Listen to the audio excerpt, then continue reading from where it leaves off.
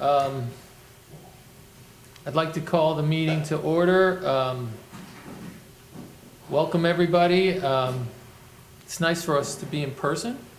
We're waiting for two more who are going to be showing up, two more members, so we'll have kind of a full house.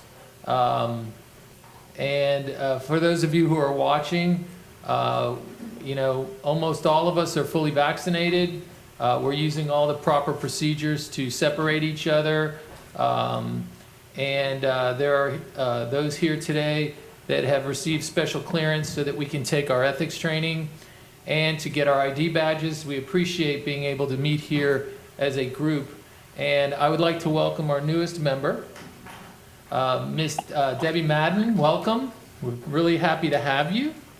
And if you want to say a few words about some of your background and why you decided to become a member and so forth. Thank you, Mr. Chair. I'm Debbie Madden.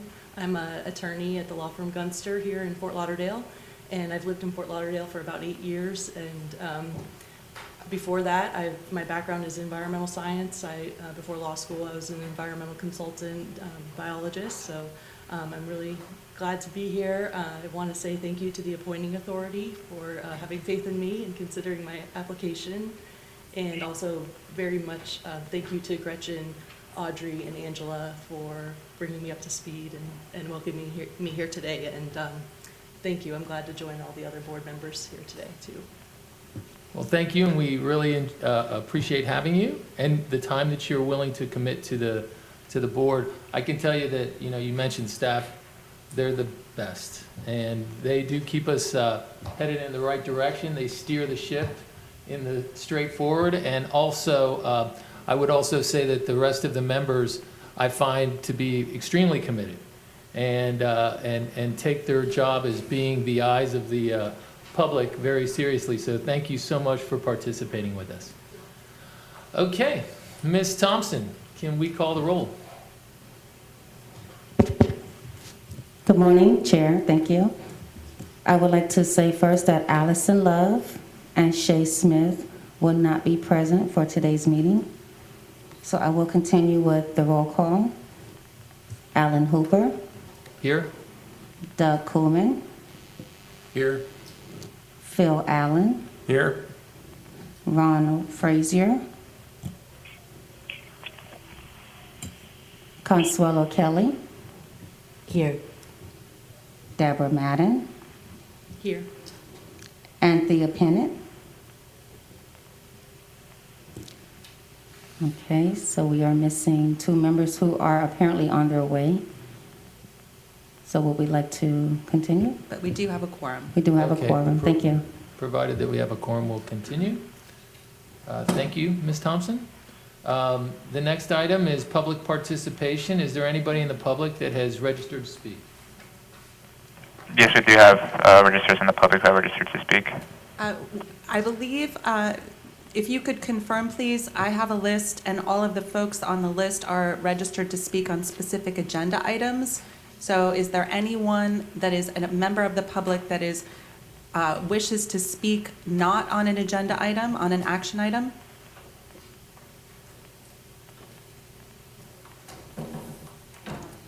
Okay. Hearing none, let's move on to the next item, to the presentations. Okay, we have a virtual presenter. I'm going to do a brief description of his background. Mr. Eric Dumbaugh.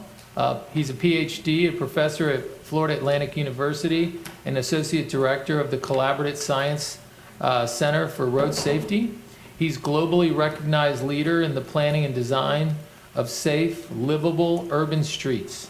He recently served on the academic expert group responsible for the report Saving Lives Beyond 2020, The Next Steps, which led to the United Nations adoption of a second decade for action in road safety in February of 2020.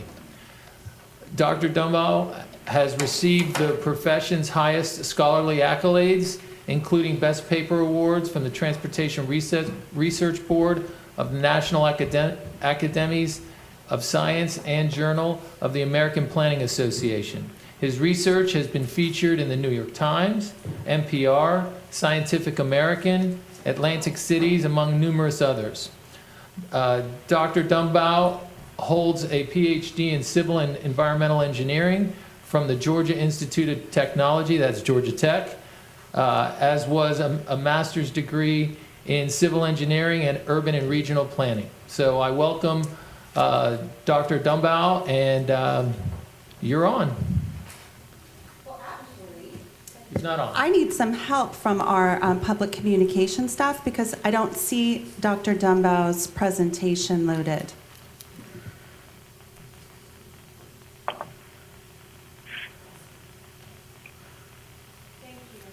You're welcome. Okay, is the doctor on? I'm on. Can you guys hear me? I haven't done a presentation this way before. The Okay. 1-2 punch of Zoom and phone. Everything coming through? Oh. Everything's coming through well, and we have your presentation up. Thank you. I've got it. Thank you. Well, thanks to Gisette for inviting me. I'm delighted to speak to you guys. Again, I'm Associate Director of the Collaborative Sciences Center for Road Safety. And one of the things that our center is focused on, we're a U.S. DOT-funded center focused on advancing safe systems concepts in the United States. And if you could go to the next slide, please. So what I want to do today, Gisette asked me to talk about a few things for you. One is the safe systems stuff that we've been working on through my center, as well as the results of a recent report we completed, sponsored by Florida DOT, that looks at pedestrian and bicycle crash risk in Broward and Palm Beach counties. So I'm going to discuss that today. I'll briefly outline what safe systems is if you guys aren't familiar with it. But what I really want to drill down in is the nature of urban crash risk, because it's quite a bit different than we often assume. And I want to particularly bring home the concept of latent error. And as you'll see as we go forward, why this is so critical for understanding safety in South Florida. And then I'll conclude with some of the recommendations we had for FDOT based on our findings, as well as something that I'd like the county to consider moving forward. So next slide, please.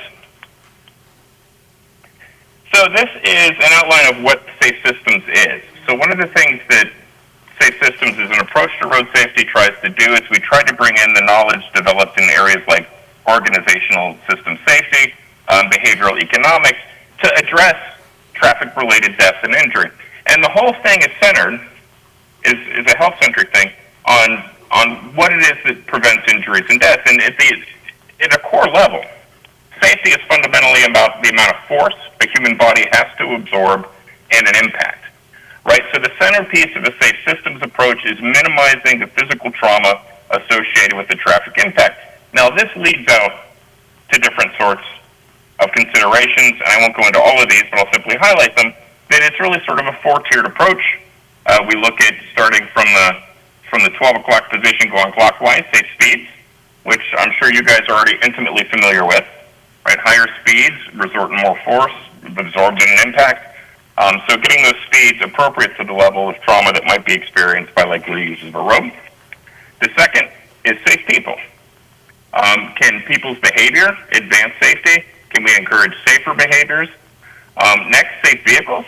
The vehicle designs that we have can impact crash severity.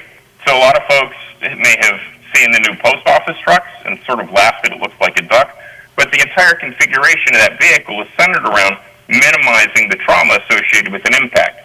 So should one of those postal vehicles impact a pedestrian or a bicyclist or a child, for example, that vehicle is designed to minimize the severity of the injury that those road users experience. And then finally, where I do most of my work is in the dimension of safe roads. How can we design environments to minimize traffic-related death and injury? And I'm going to talk quite a bit about that topic today. So next slide, please. So what I want to start with is sort of the conventional wisdom on crashes. And this is not just the conventional wisdom of the public. This is what many of my colleagues in the domain of traffic engineering also think. You'll hear statements like most crashes are attributable to driver error, or sometimes 94% of all crashes are attributable to driver error, or what they mean is human error. And to state this another way, the driver or the pedestrian was, in layman's terms, they were behaving like an idiot. They did something stupid and they got injured or killed. And it leads us to think, well, if only we could get the person not to engage in that behavior, we could eliminate the crash. But it's a really, as I'm going to argue today, a very naive perspective on why crashes occurs. And I'll give you a great example. So one of the errors we have that we classify as a driver error is an error in judgment, right? So, for example, with older folks, they attempt to take a left turn or cross the street upon oncoming traffic. They fail to observe a vehicle coming and they get hit, right? So we attribute to this as a driver error problem. However, there's a biological dimension to this that exists, which is based on natural biological rates of visual decline. We're all going to experience this. We have a hard time estimating the speed that a vehicle is approaching. It speeds beyond 30 miles per hour. Natural decline in visual acuity. And as a result, each year over 65, a person's likelihood of being struck in a crash increases by about 8%. We know this, it's biologically encoded into us, yet these drivers are operating in environments where they can't safely operate. And this isn't an argument to prevent them from driving, but rather a recognition that there are basic features that we understand and can predict, and if we're thoughtful, we can design for, that is a lot more complicated than saying, oh, it's the driver's fault. Another one you guys might be familiar with, by the way, is the look but did not see crash. We categorize these as a driver error too. And you guys will have done this. You're driving down the road, right? You go to make a turn or you go forward, and all of a sudden you nearly hit a pedestrian and cyclist. And it's not because you're a bad person. It's because you didn't see them, right? The way we process information in our environment is we break things into categories. And when things pop up in environments when we don't expect to see them, they don't register in our consciousness, right? So we're going about our business, and oops, something pops up. Now, if you guys have stopped, that means it was able to penetrate your consciousness, but for a lot of folks, it doesn't. And the problem's quite severe. So a great study in the UK looked at how often this happens, and about 10% of all fatalities are the result of people just not seeing things they should have seen. It's not because they were drunk. It's not because they were bad people or distracted. They just cognitively couldn't process information. This also is encoded in there. Now, we can redesign our environments to make them more salient to prevent them from happening. So what I want to assert to you with this is this idea that drivers are responsible for error is a bit misguided because it fails to acknowledge the fact that a lot of these errors are things that are just part of the innate human condition that we couldn't do away with even if we wanted to. Next slide, please.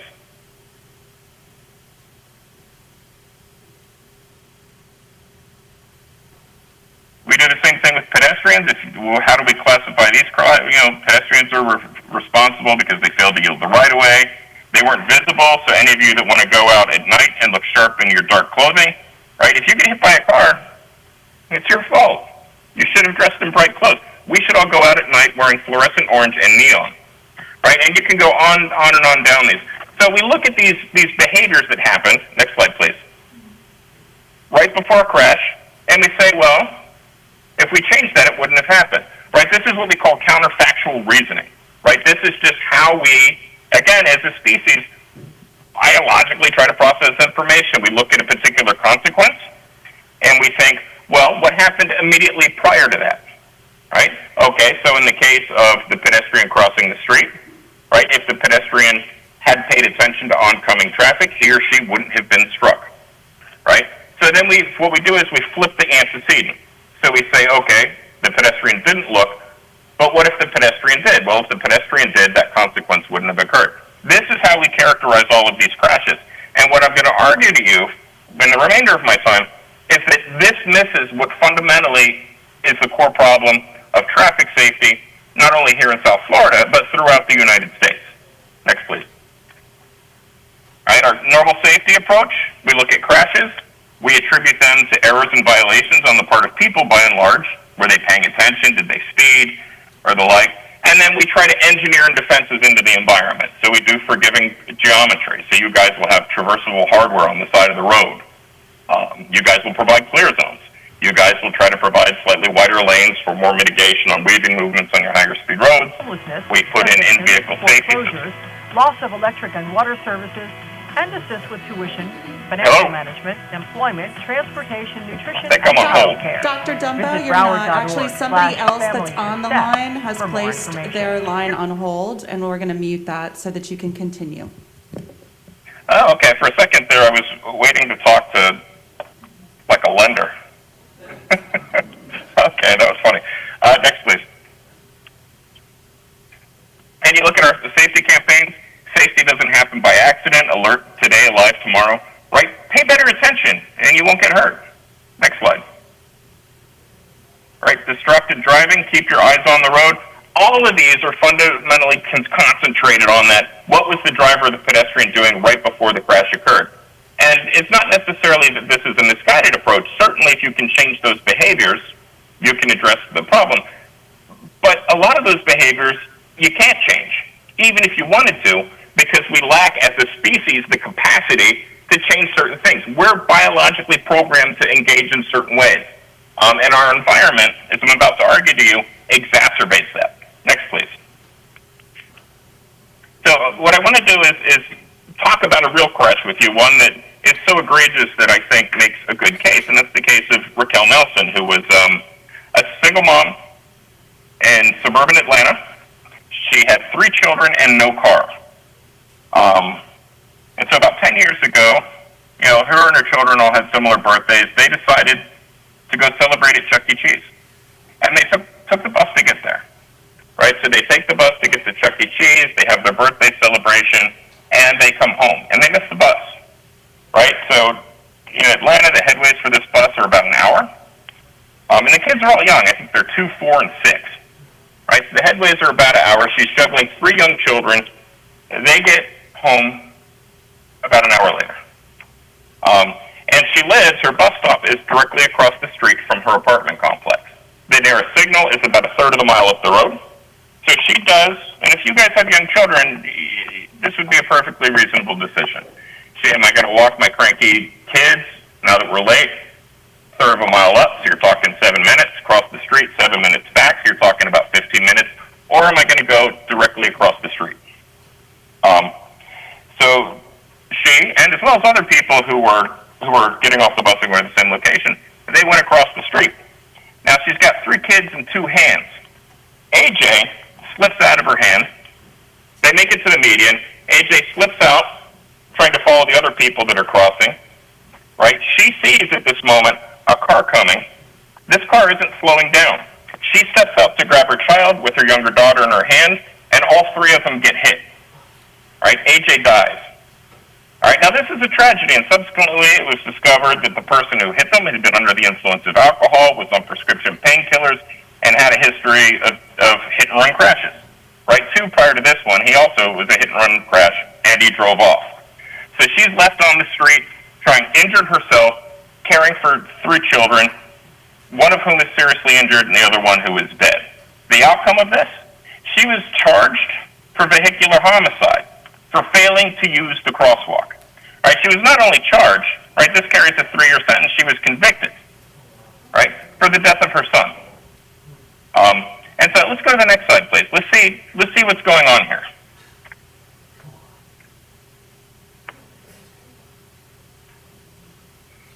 So this is the context. You can see the bus stop, you can see where she lived, and you can see where she tried to cross. And if any of you do any regular walking, I'm sure you would feel this is perfectly reasonable. Now, the question then becomes, can this be truly understood in terms of errors and violations? Certainly, a person who's had 2 subsequent DUIs shouldn't have a license.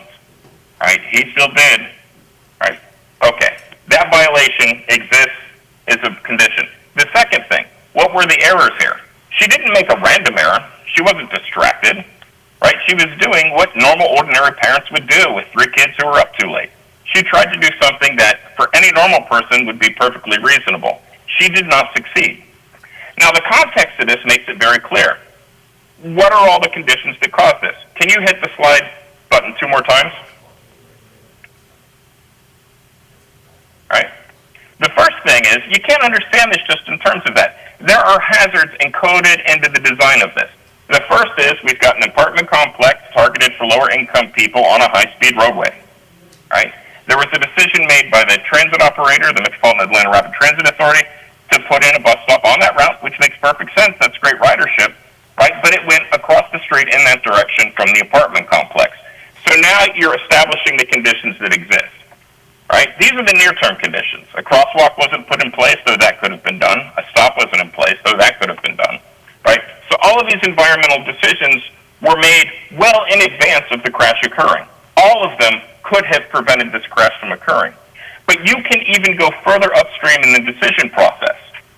At some point, decades previously, somebody decided to designate this corridor for residential use, knowing full well that it's a mobility corridor for the region and that this housing would be located on that. But it was very likely done without any regard whatsoever for its longer-term safety impact. So what we see here are a chain of actions that, when aggregated together, establish the conditions for that crash to occur, right? It's not just the decision that this one individual made or some error on her part, but rather the subsequence of a series of decisions made without regard for their life and safety impacts. Next, please. All right, so what I want to distinguish, and I think is important here, is between active failure, which are these idiosyncratic behaviors that result in crashes, the tooling around with your phone, right? Just playing around with the radio. Like, these are just things that happen across the population. They, by themselves, you can expect is sort of an underlying base condition for crashes, right? You would not expect to see crash hotspots if everything was a result of things like distraction and the like. You see crash hotspots, right, hazardous locations, when there is something I've defined as latent error, right? These are underlying hazards in the environment that result in predictable patterns of behavior, but with a certain regularity will be triggered into crash events, right? Everything to kill A.J. Nelson was the result of a series of decisions. Any one of those, a difference in any one of those points could have prevented that crash, right? And you need to think of these things as the resident pathogens in the system, right? They're laying there, they're like the loaded gun, right? The engineer may be the creation of the gun, the high-speed road, but as I'm going to argue to you, it's the local planning department that loads the chamber, right? Those conditions get put into place, and all it takes is for somebody doing something that we can predict that they will likely do to translate those latent conditions into a death or serious injury. All right? Thank you. Next slide. All right, so here, if we think of it, now can you hit the thing 3 more times? All right? So there's a latent error pathway, right, that extends to decisions that may have made decades ago, right? Certainly we can address the errors and violations. Florida DOT, many folks in the state of Florida have fortunately been paying more attention to these environmental hazards, so we see reconsiderations on urban geometric design. We can address this through both the application and configuration of traffic control devices, the traffic signals, right, how we allocate right-of-way. Broward County's got its complete streets program that's focused on these sort of things, right? These are really, in many ways, an attempt to get at some of these environmental hazards, but they do nothing to mitigate the hazards that are ultimately the result of decisions that were made a decade or more ago, right? What does our regional development plan say? Where have we forecasted growth to go? When we put together our zoning ordinance and subdivision regulations, what form did we require that growth to take? Right? Are we doing things more compact? Are we spreading them out? Are we making them auto-centric? Right? Are they located on high-speed roads? All of these are decisions that were made a long time ago, but have effect today. How we functionally classify the street system, which FDOT's trying to address with its context class, and then travel demand forecasts. As often as not, historically, what we've done is centered all of our future programming for streets on how is travel demand going to be in the future, and have we designed a system to accommodate it, right? This is our concurrency requirements. Next, please. Yeah, next, please. All right, and just to show you how, stop it with there real quick. Just to show you how this plays out, in 1999, this US 441 St. Cloud, right, the arterial on the left, it's a rural arterial, mobility thoroughfare. There's nothing wrong with this road. I do a safety audit on this, and I say that's a perfectly fine rural roadway. Between 1999 and 2005, the roadway stays almost entirely the same. But the result of the local development decisions that are made transforms its context entirely. We see the introduction of the Walmart and the big box stores and the commercial out parcels. Next slide, please. Right? And we create the conditions solely through development decisions, solely through our land use decisions, right? That is the embodiment of everything that gets people injured or killed everywhere, right? I mean, this is South Florida's major problem. Next, please. All right? And just statistically, right, we were looking at these problems for Florida DOT. And South Florida, as you guys are probably well aware, when it comes to pedestrians and bicyclists, and we're one of the worst places, you guys have sort of seen the Dangerous by Design report, one of the worst places in the country. The bulk of those crashes concentrate in lower income areas.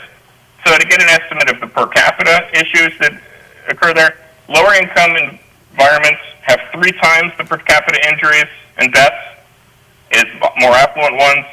Bicyclists have 2 times the risk of being injured or killed than more affluent areas, right? So the risk here is particularly pronounced, and it's concentrated in our lower income areas. Next, please. All right, and we often say, well, the problem is that, that pedestrians, low income pedestrians, they're drunk, right? They're on drugs. They're not, they're just not behaving responsibly. Even ignoring all of the stuff that I just showed you, that is factually incorrect. When you go into the police accident reports and you try to figure out if somebody was, and not that anybody who's been a pedestrian who's been drinking or on drugs deserves to die, right? We often just say, we'll write them off. They did that, and if they weren't drunk, whatever, right? That's not what's going on here, right? Only 6% of the total pedestrians were even suspected of being, forget the alcohol test, even suspected of being under the influence of drugs or alcohol, and only about 2.5% of the bicyclists. And that's not the problem. Now, these occur when you would expect. They tend to be late night. You just click this 4 times. But it's a very small part of the problem. So we have tried to break down for the 2 counties where are the issues, who specifically is at risk and when, and we came up with 4 general categories for pedestrians, right? And they're all going to make sense to you, right? The first are what we classify as school trips and street play.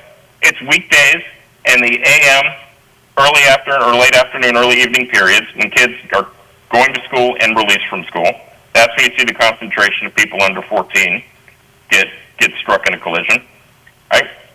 There's a big concentration that occurs between 3 and 9, right? For most adults, that period, the age from 25 to 64, that's when they most occur. So it's the end of the PM peak, they're coming home, and then they run errors in their community, right? They're going to the grocery, they're picking up food, they're doing whatever you do at the end of the day, and that's when the pedestrians get struck. And it extends outwards a little bit for that 25 to 34 cohort, right? These are people in the process of family formation. They're going to be more likely to engage in nightlife. Their risk extends out a little longer, right? But for adults, it's mostly just doing the stuff we do in the evenings ordinarily. That's when the pedestrians in lower income areas are getting hurt.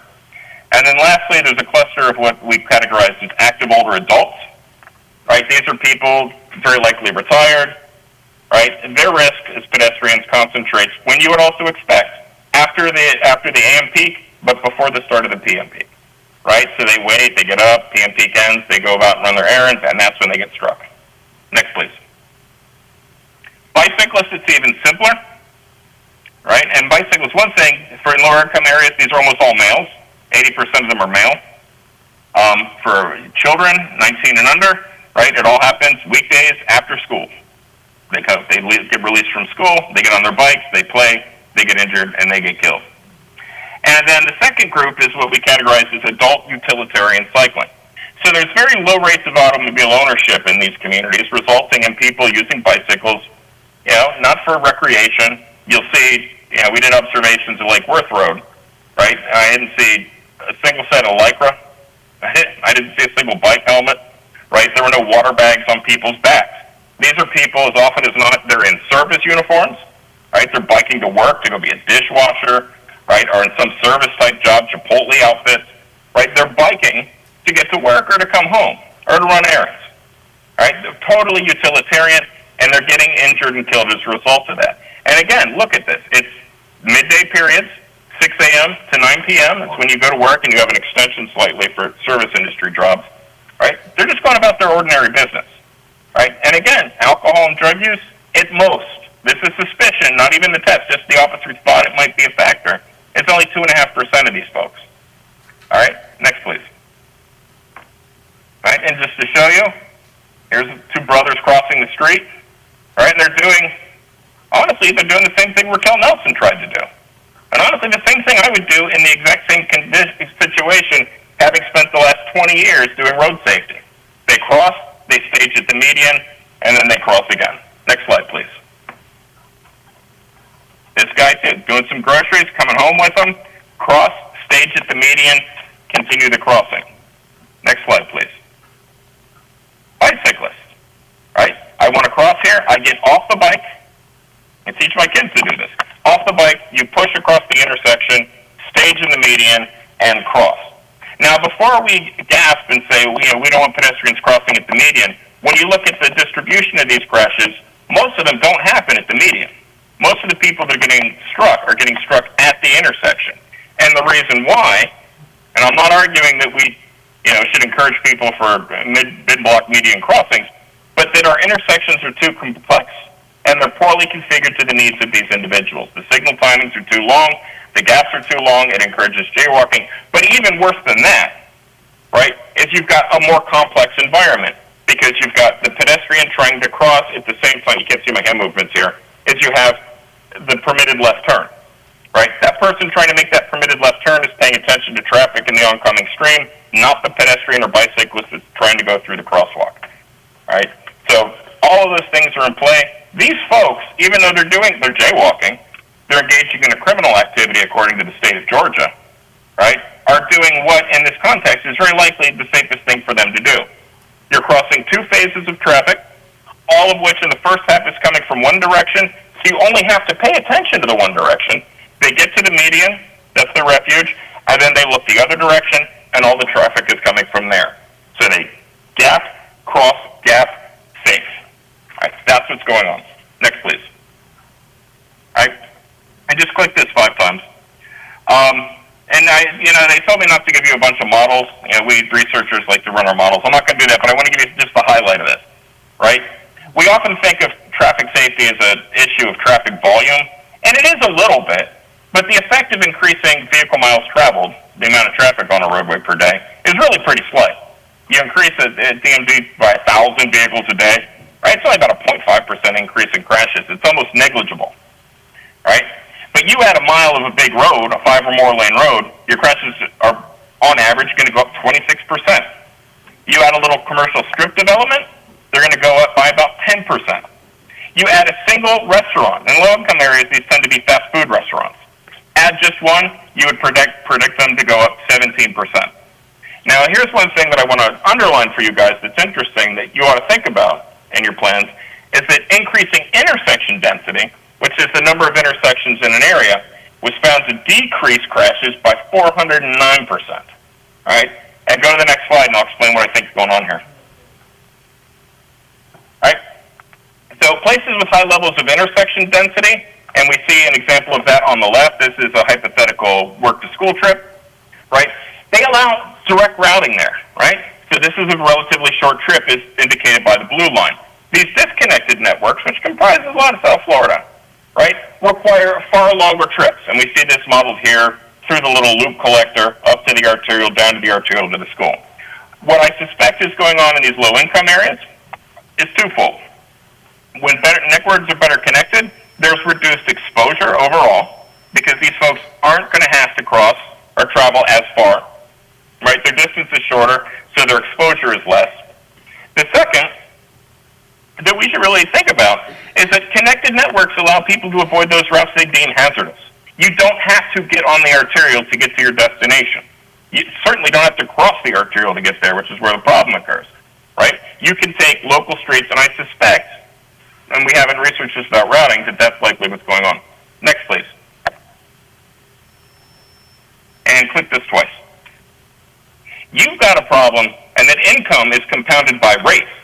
So it's not just that being poor makes you more at risk, but even if you're already poor, if you're from a minority population, if you're black and Hispanic, you get even greater risk than if you are white, right? So a 1% increase in black residents in a community equates to a 1.4% increase in your probability of getting injured or killed as a pedestrian.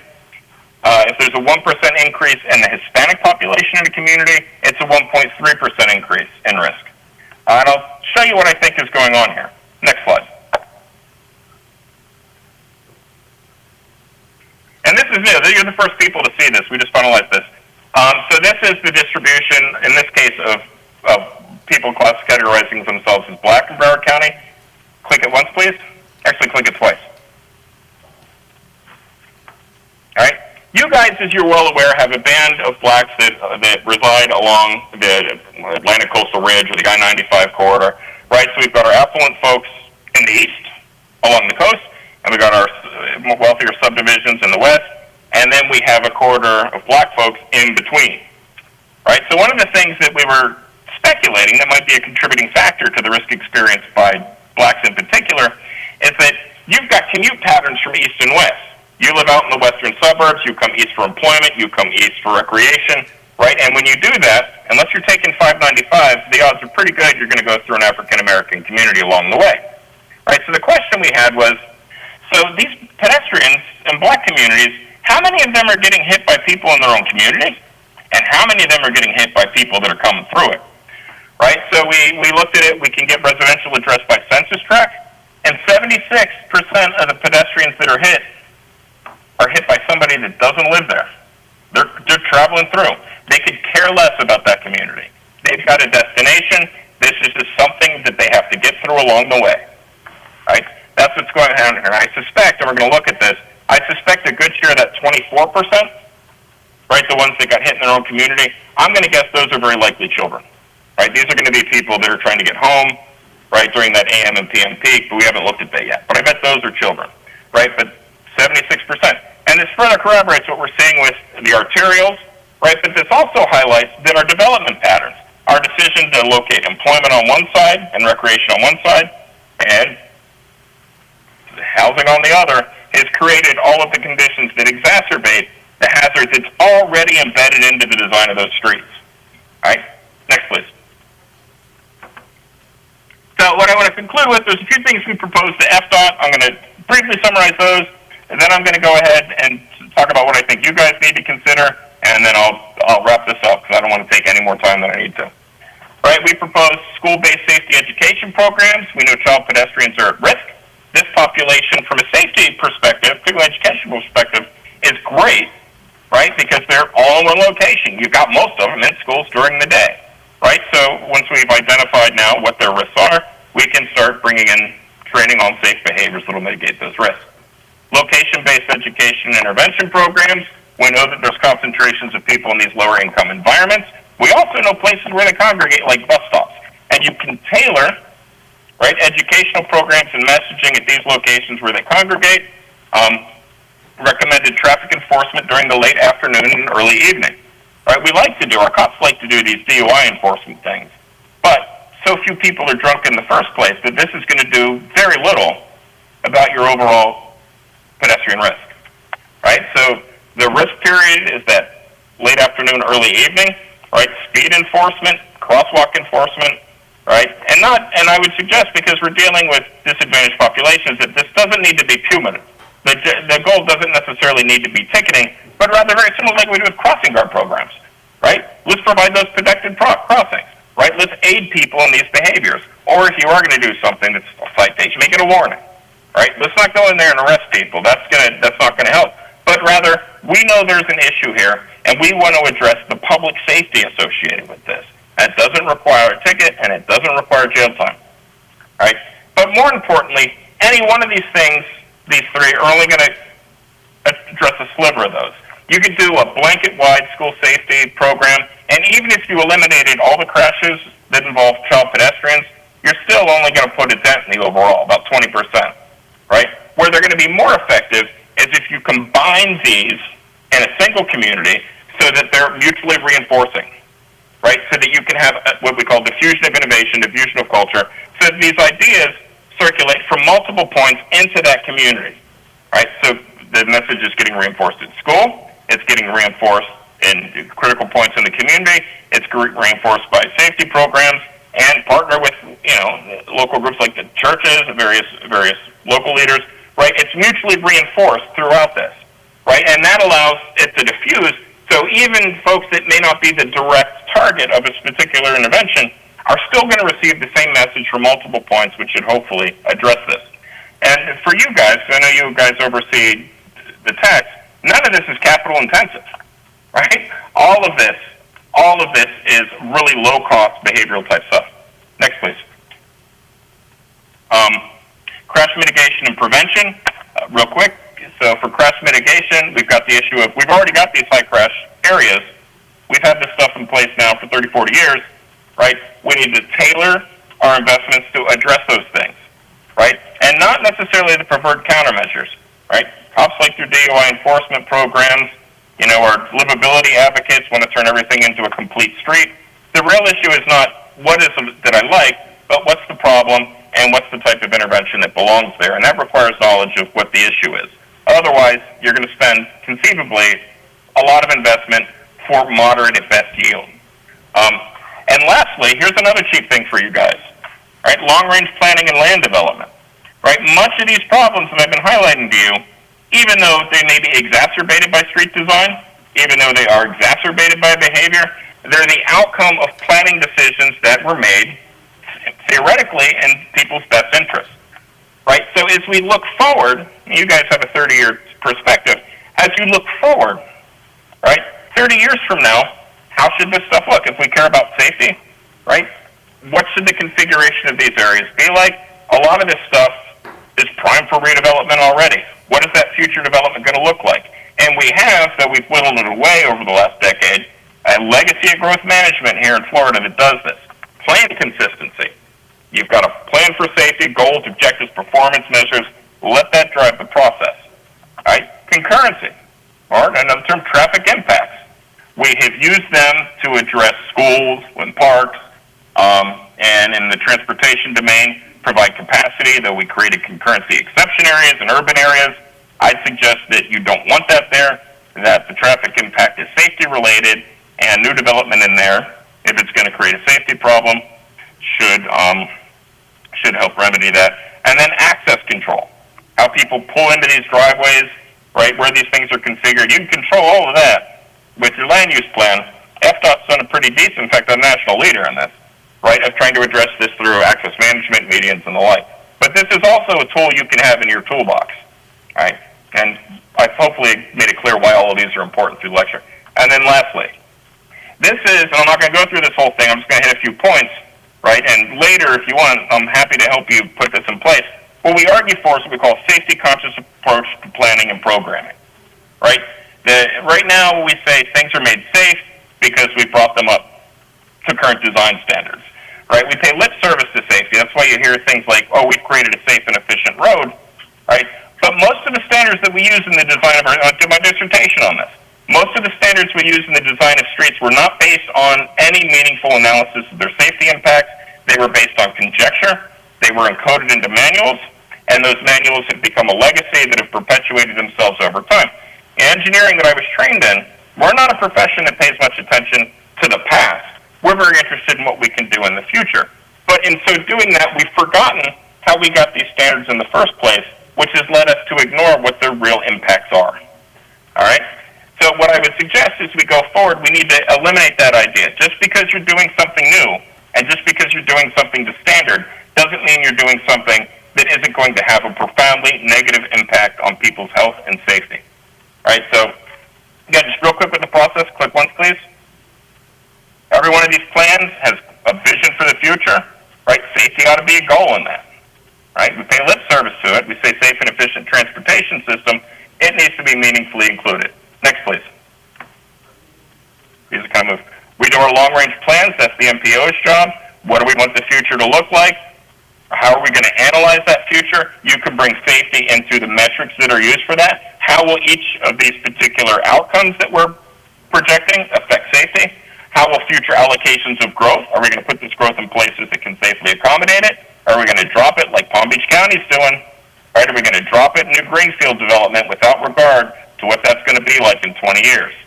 All right, next please. Evaluation and programming, this probably relates to you. How are we going to fund projects?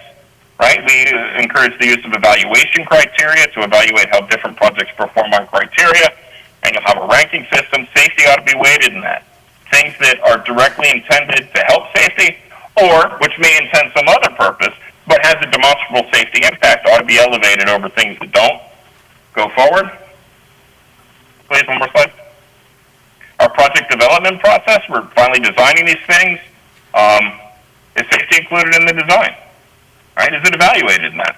And then lastly, system monitoring. Right? We have our performance measures in place. We're making these investments. How are these investments impacting safety over time?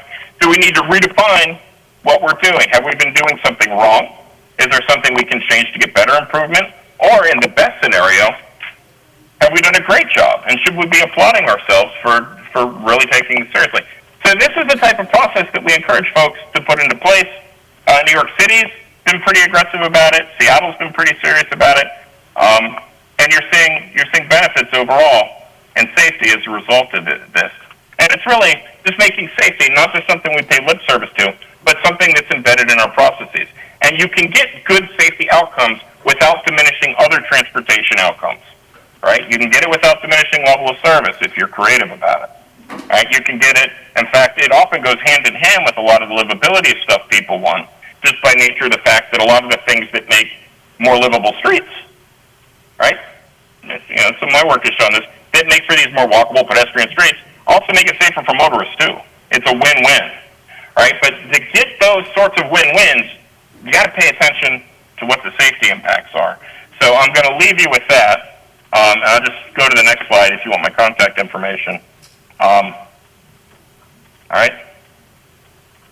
Okay, and that's all I have, and I want to thank you for your time today. Thank you, Doctor. That was incredibly informative and interesting. Boy, it gets your juices flowing. Is there any of the board members that would like to make comments? Yes, Doctor. Mr. Chairman? Should I go? Dr. Kelly. Dr. Dumbaugh, that was incredible, very persuasive. As somebody who used to be in academia and is now trying to use the power of words to effect change, I thought you were incredibly persuasive about the safety, the current impact of decisions made years earlier. And on this board, we oversee the expenditures of, generated by the penny surtax, not only for prospective planning improvements on connectivity and various things in Broward County, but also expenditures made on existing roadways that have these huge, horrific, sometimes tragic safety impacts. And it was very interesting that statistic about accidents caused by people traveling through an area outside the specific census tract. I'm asking you to consider, because you are really good at bridging academia into how we can make a difference in practice, in the real world, if you could make very specific recommendations to Chris Walton in the Department of Transportation and to the board about,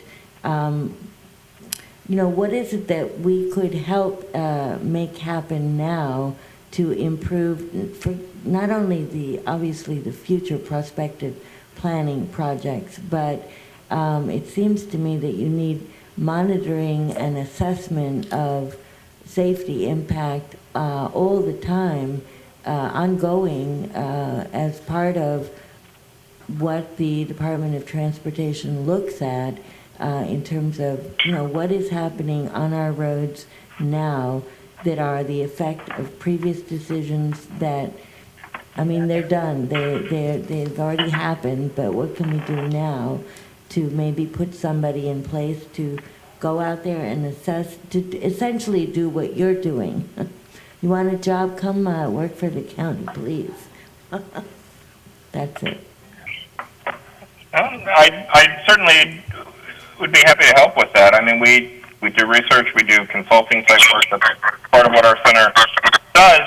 And I just want to highlight that, there's often a tendency to hit on DOT about this, and they sponsored me to do this work. So in terms of that, I found, at least with the folks I've worked with at District 4, they've been very receptive to going forward with this, which, and I work around the country, I do some global work, and I've been very impressed with Florida DOT and their willingness to have these, particularly within their operations division. Normally I fly into another region, and my point is to stick it to the operations people who people believe don't care about safety. Right? This was all led by their operations division. So there's, for your perspective going forward, I think there's real opportunity here, and that you have, if you guys are serious about it, DOT is serious about it, the county and the MPO are serious about it, you really have things lined up to make a profound difference. So I would agree that looking forward at what you can have those most meaningful impacts is exactly the next step. Mr. Allen. Mr. Chairman, Dr. Dumbaugh, many of the projects that we have been involved with to date from this board's perspective have talked in terms of things like bike lanes, pedestrian lanes, creation of greenways to encourage more bike and pedestrian access through those greenways. Is there any, and I was somewhat surprised.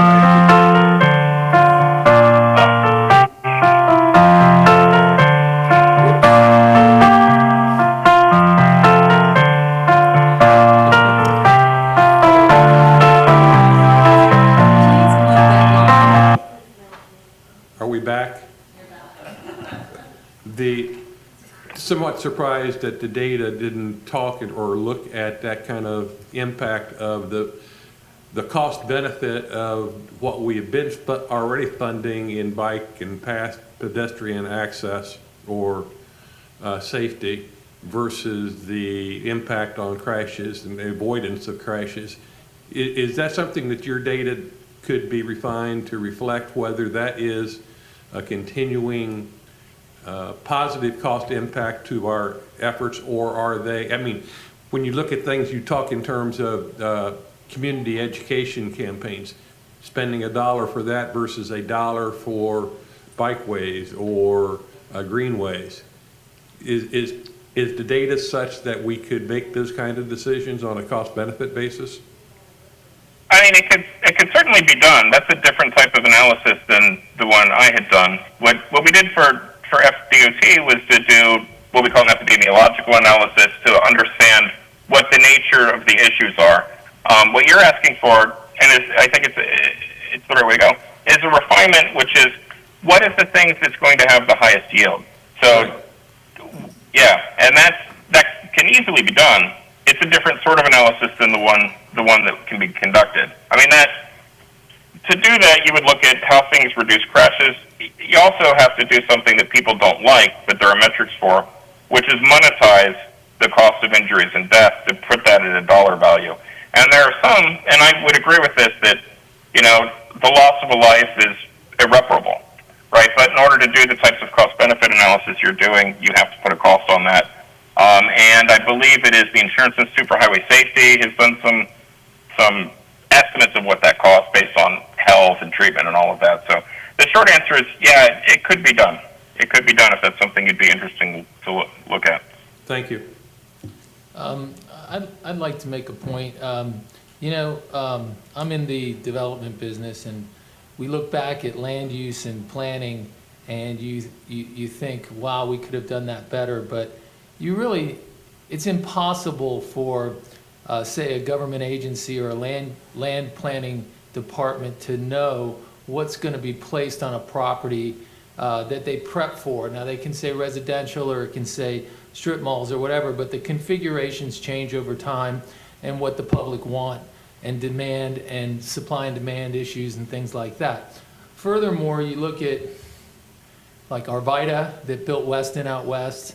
There's not a lot of those intersection type neighborhoods. They're more those cul-de-sac, non-connected neighborhoods, and they do put you out onto the main artery in order to get to the big boxes and the strip malls. So we're going to have to come up. I like to look at things in the here and now, and you see like implantation along Broward Boulevard. There's large stretches that have those conditions that we watched the poor lady with her children, it was terrible, where you've got long stretches with bus stops, and there's no other choice but to cross the street in a dangerous situation. And I really appreciate that, the analysis about the intersections too, because it's a huge problem. People come to an intersection and all they're looking at is, how do I get to where I'm going in my car as fast as I can, and damn the pedestrian. And that's an issue too.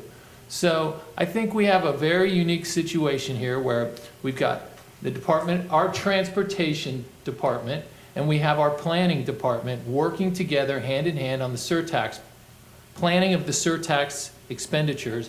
And here is a huge opportunity to start looking at these stretches of streets, these situations in different neighborhoods, and improve them. And I really appreciate the fact that we brought Dr. Dumbaugh here today to speak to us. It really makes you reallocate your priorities, but to look at it in the here and now. Because right now, what's happening is the county is almost fully built. We have the Everglades to one side, we have the ocean on the other, and realistically, everything's an infill project at this point, okay? And I think we have a pretty good thumb on what's coming.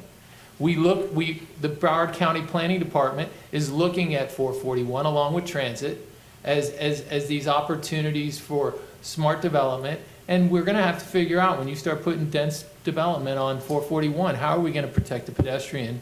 You know, how are we going to produce better transit so that the connection to the pedestrian from the front door to the bus or to the train or whatever is very safe?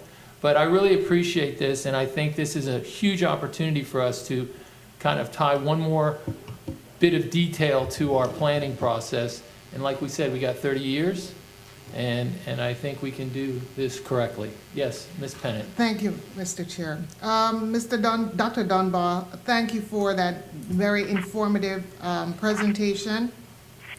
My question is, how do we measure the economic impact of safety? Because I think until we can put some kind of dollar value to that, I think developers may not necessarily likely pay attention to that. And I also want to know how or what kind of standards, or is there a template or some way that those who are making decisions about approving a development can follow to ensure that certain safety measures are in place. And the reason why I bring this up, because this topic hits home to me in a very fierce way.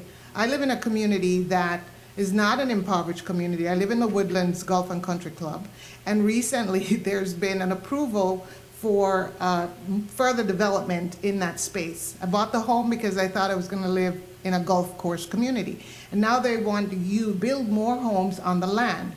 As it is right now, and I have reached out to different entities about this, including my city commissioners, because at the entrance at Commercial and Woodlands Boulevard, there are accidents there all the time. I've never lived anywhere where I've seen so many accidents at an intersection. And with the onset of this new development, I know that the traffic situation is going to be crazy. And we've advocated and lobbied and asked our leaders to prevent this development from bringing in 400 more homes, and it's still moving forward.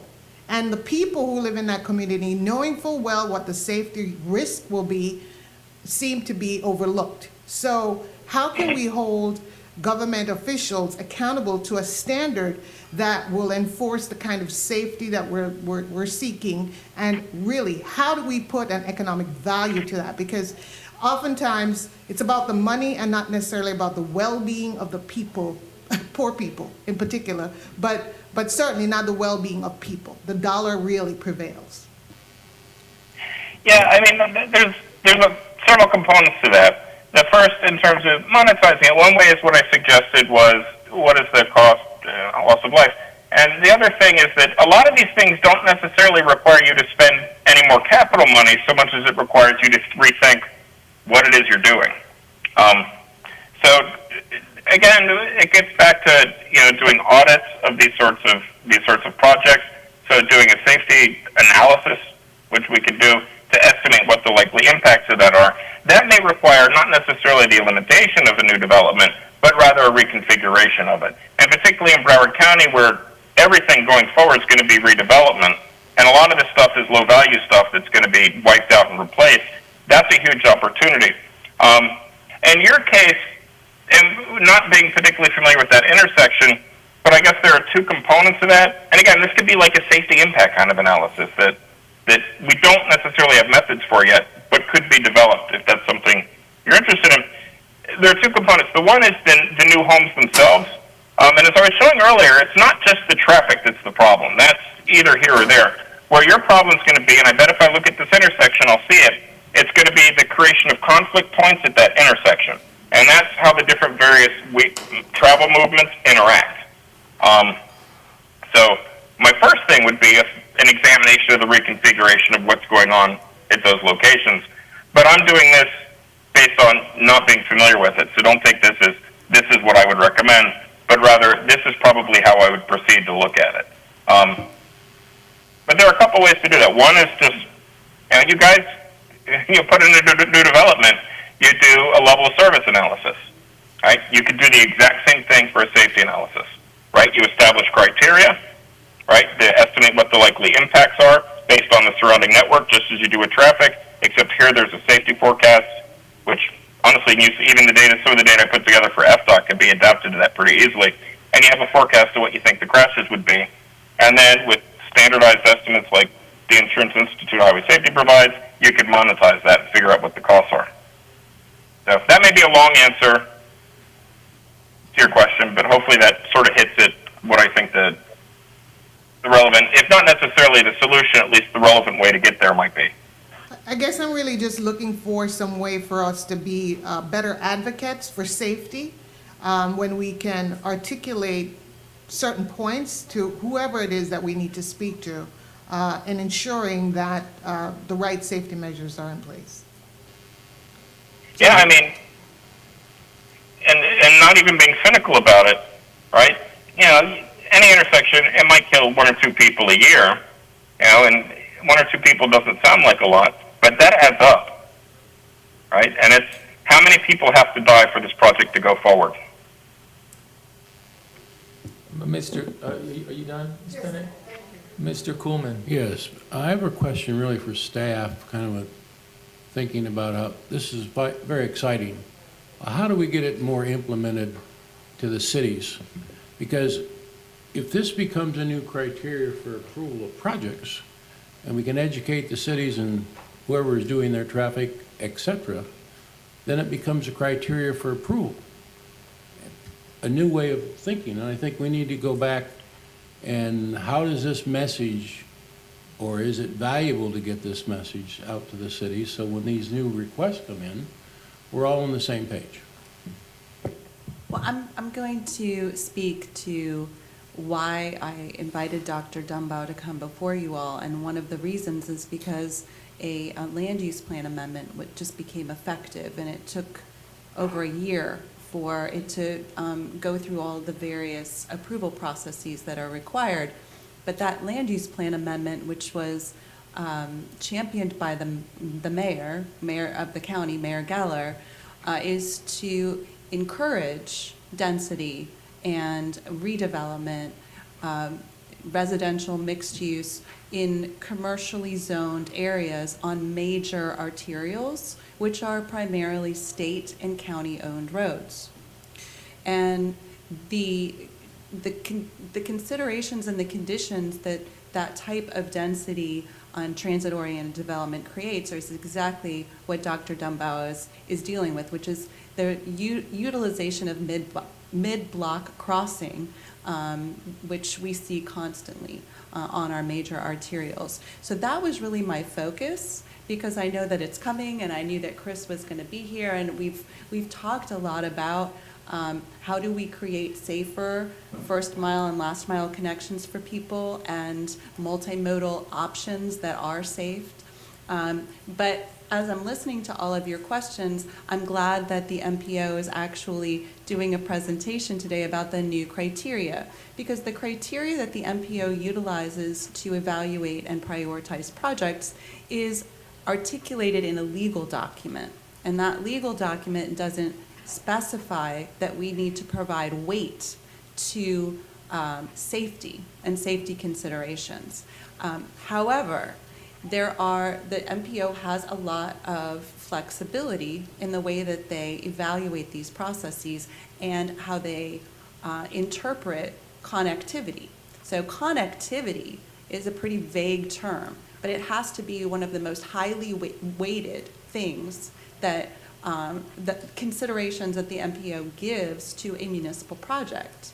So how are we going to evaluate and define connectivity, and is connectivity the safe movement from one place to another? I think arguably it could be. And certainly you all have the opportunity to weigh in, as you have many times when you do your transmittal recommendations. Frequently you ask the policy body, the county commission, to change criteria or evaluate or consider different things when they are going through the final approval. So hopefully that answers your question. I know that was a long answer, but I think there are various ways that you can approach this. Yeah, so we can all drive down the streets that we normally drive down and pick out areas of danger. And I could give an antidote for 5 or 6 places that I think could be repaired through some sort of system like this. But I think it's important that we're doing what we're doing today, and that we do incorporate this approach into the surtax investments that are being made. Because you could say, okay, let's make developers do all this stuff, but at the end of the day, it could be as simple as putting a crosswalk, a lit crosswalk, near a bus stop where there might be, and then locating the bus stops across the street from each other, because there might be a connection, there might be, or a neighborhood, or whatever it is. I don't even know. This isn't my wheelhouse. But, and then certainly there are things when you do build the developments, you install an intersection or a crosswalk, that's an opportunity in which to include that in the development project. But I think there's a lot of opportunities that are existing today where there won't be any redevelopment, but that the danger is already there. And so I really appreciate this. Thank you, Doctor. Would you like to say something? Yeah, and I just wanted to let you all know that one of the things that we do for you is program evaluation and analytics. And so, looking at safety and working with folks like Dr. Dumbaugh and having someone on our team whose primary focus is bicycle and pedestrian safety improvements allows us to be able to evaluate the impacts of the improvements that we make with the surtax and bring that back to you. Thank you. Are there any more Miss Dr. Kelly? Well, I'd just like to have the board consider that, I don't know what the procedure is exactly, but, that we move that you specifically consider in terms of the paperwork we get on specific projects, connectivity in terms of safety impact as a specific criterion that we give some priority to. I agree. I don't know, do we make a motion to have that done, or how do we move forward? I can move that we that we ask that you give us the language to somehow make sure that is included and given weight in the prioritization. Hold on. Did you want to say something to that, Mr. Allen? I guess is that an issue that we should really bring forth to the MPO when they make their presentation later today, since they are the body that we rely upon to give us those recommendations on funding priorities. Well, for city capital projects only, so you can certainly give us direction with respect to county projects, but with respect to municipal capital projects, that's really controlled by a legal document. That's one of the reasons why I mentioned the Second Amendment. So, Angela, it looks like she... And the Second Amendment, thank you, Gretchen. Excuse me.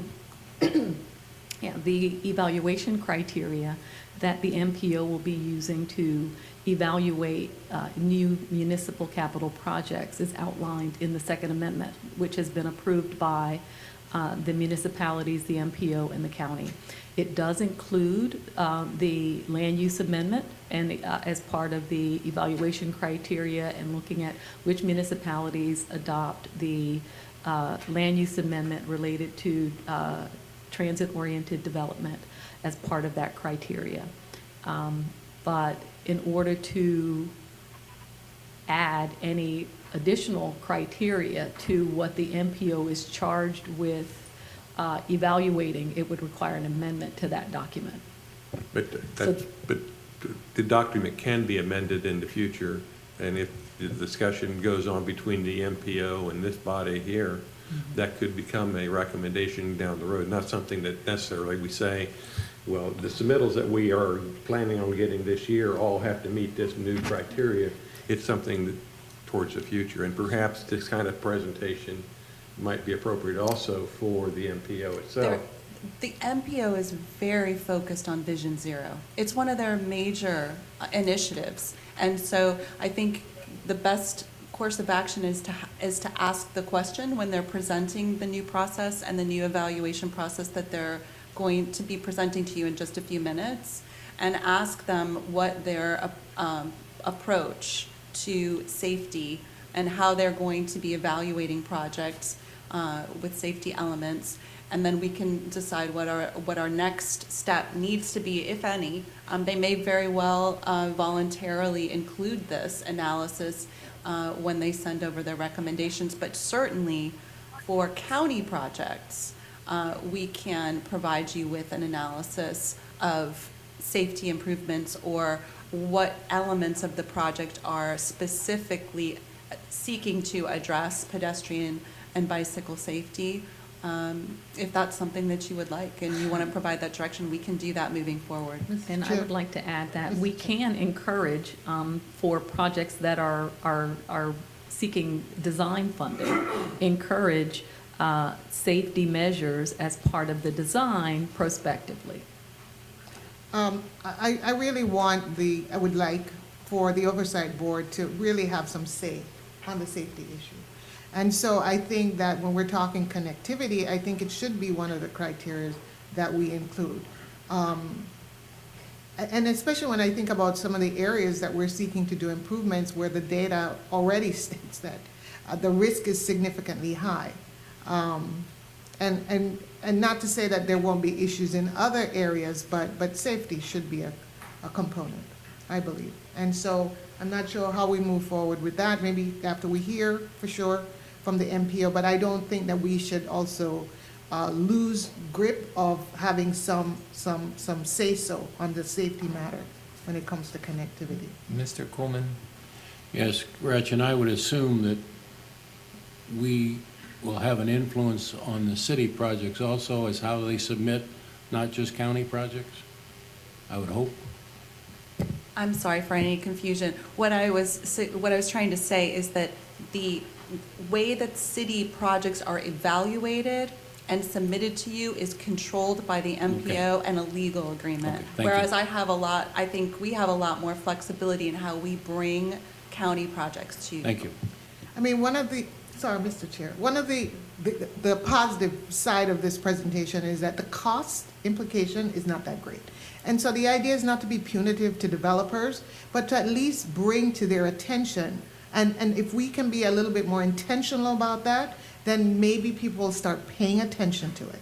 You know, it's not to, because we certainly want development, right? It brings wealth to our communities, and maybe that's part of the economic piece that we need to consider. That it's okay for us to have development, but certainly this piece adds to the quality of life of the people in the areas where you're developing. And if you have that component as part of your presentation, you get extra points for approval or something, Well, And if I could just add to what she said, the phrase that Dr. Dumbaugh used, forgivable urban geometric design, we could frame things in terms of development in a very positive way, that with just a little tweaking, the safety component is hugely restored to where we'd like it to be for the benefit of people in Broward County without great, if any, cost it's just reconfiguration, again, forgivable geometric design that a developer, it's a sales tactic that they can then use to say, and we have really considered safety as a high priority in our development of this project. Mr. Chair, if you just forgive me, I suspect that we will find that our developers will probably be a lot more innovative in coming up with ideas about safety than we've allowed them to. That's it, I'm done. I can tell you, developers are not interested in building something that's not safe, so I would agree with you there. But I would also say that a lot of the issues are in the right-of-way and in existing right-of-ways that belong to either the county, the city, or FDOT. So those are things that can be repaired by those entities. We have a surtax investment that we can put forth. And I think that there are a lot of fixes that can be done by the surtax effort now. And the MPO, as far as I'm concerned, in the cities, only represents 10% of the total investment that's being done in this surtax program. And a lot of the arteries are either the county or the state in which the danger mostly exists. But the cities also, I mean, it's just good business to take this into consideration. The fact that we brought this here today, okay, puts the county in a position where it has now become highlighted and that it should be part of the program. And when we set our criteria for approval of projects, county projects, and we set our performance standards and measures, we should probably include this. So I think it's easier for us to move the ball forward by doing it ourselves now than to create regulation on developments that may come over time. We need to fix some of these things quickly. So I appreciate everything. Is there any other comments? We'll hear from the MPO, and then maybe we'll come up with an idea of maybe a message we send to the county commission from this board on criteria and performance measures as they relate to safety. All right, let me put my glasses on. All right, so where are we? We've got, Mr. Walton is here today. Good to see you. Morning. I'm sorry, is somebody speaking? Good to see you. Yeah, I'm introducing Christopher Walton. He's going to give us an update. Before I give you the update, though, I was listening to the presentation, the conversation. I could barely keep my seat. There are a lot of things I heard that I struck a chord.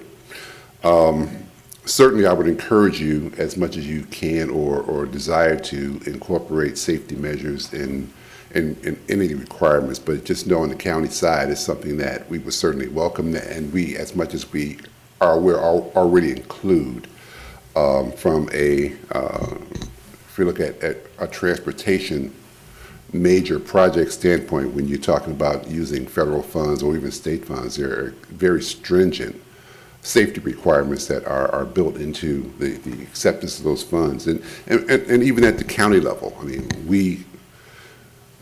me as Transportation Department Director, and I'm sure my counterparts in planning as well as Public Works, you'd have absolutely no objection or no issues with emphasizing safety to be incorporated to all of our projects, because we do it, but the more input we get, the better projects we'll build. So also mid-block crossings. What you see in Broward in terms of mid-block crossings is something that we avoid at all costs. Most of them are legacy crossings where if you've got a really long stretch of road and you just don't have, what we like to do is build a bus stop on what we call far side, which means you on the far side of an intersection, so that traffic has passed and the bus has gone through the light, so that the passenger isn't waiting for right turn traffic. They're already on the other side of the intersection, and that's what we try to do. And we also, in terms of if there are mid-block crossings, if we build any new ones, if we're forced to, then we build them where there are crosswalks. So if you see some that don't have those conditions, then they're probably legacy, and in future, where we look at spacing, we try to eliminate those where we can. Okay. Good morning, Mr. Chair. I had to get that out. I feel a lot better now. So Vice Chair and members of the board, Ms. Cassini, Ms. Wallace, Ms. Thompson, I think I have everybody. Chris Walton, Director of Transportation. I'm just going to take a few minutes to walk you through a project that, for me, I think is one of the more exciting projects that we have coming up from a transportation perspective, and it's a direct result of the penny for transportation surtax. We're in the process of acquiring, we've made an offer and it's been accepted, and we're going through the due diligence process on a 10.7 acre site out in West Broward. We call it our West Broward Intermodal Center. And it is, again, 10.7 acres in the city of Sunrise.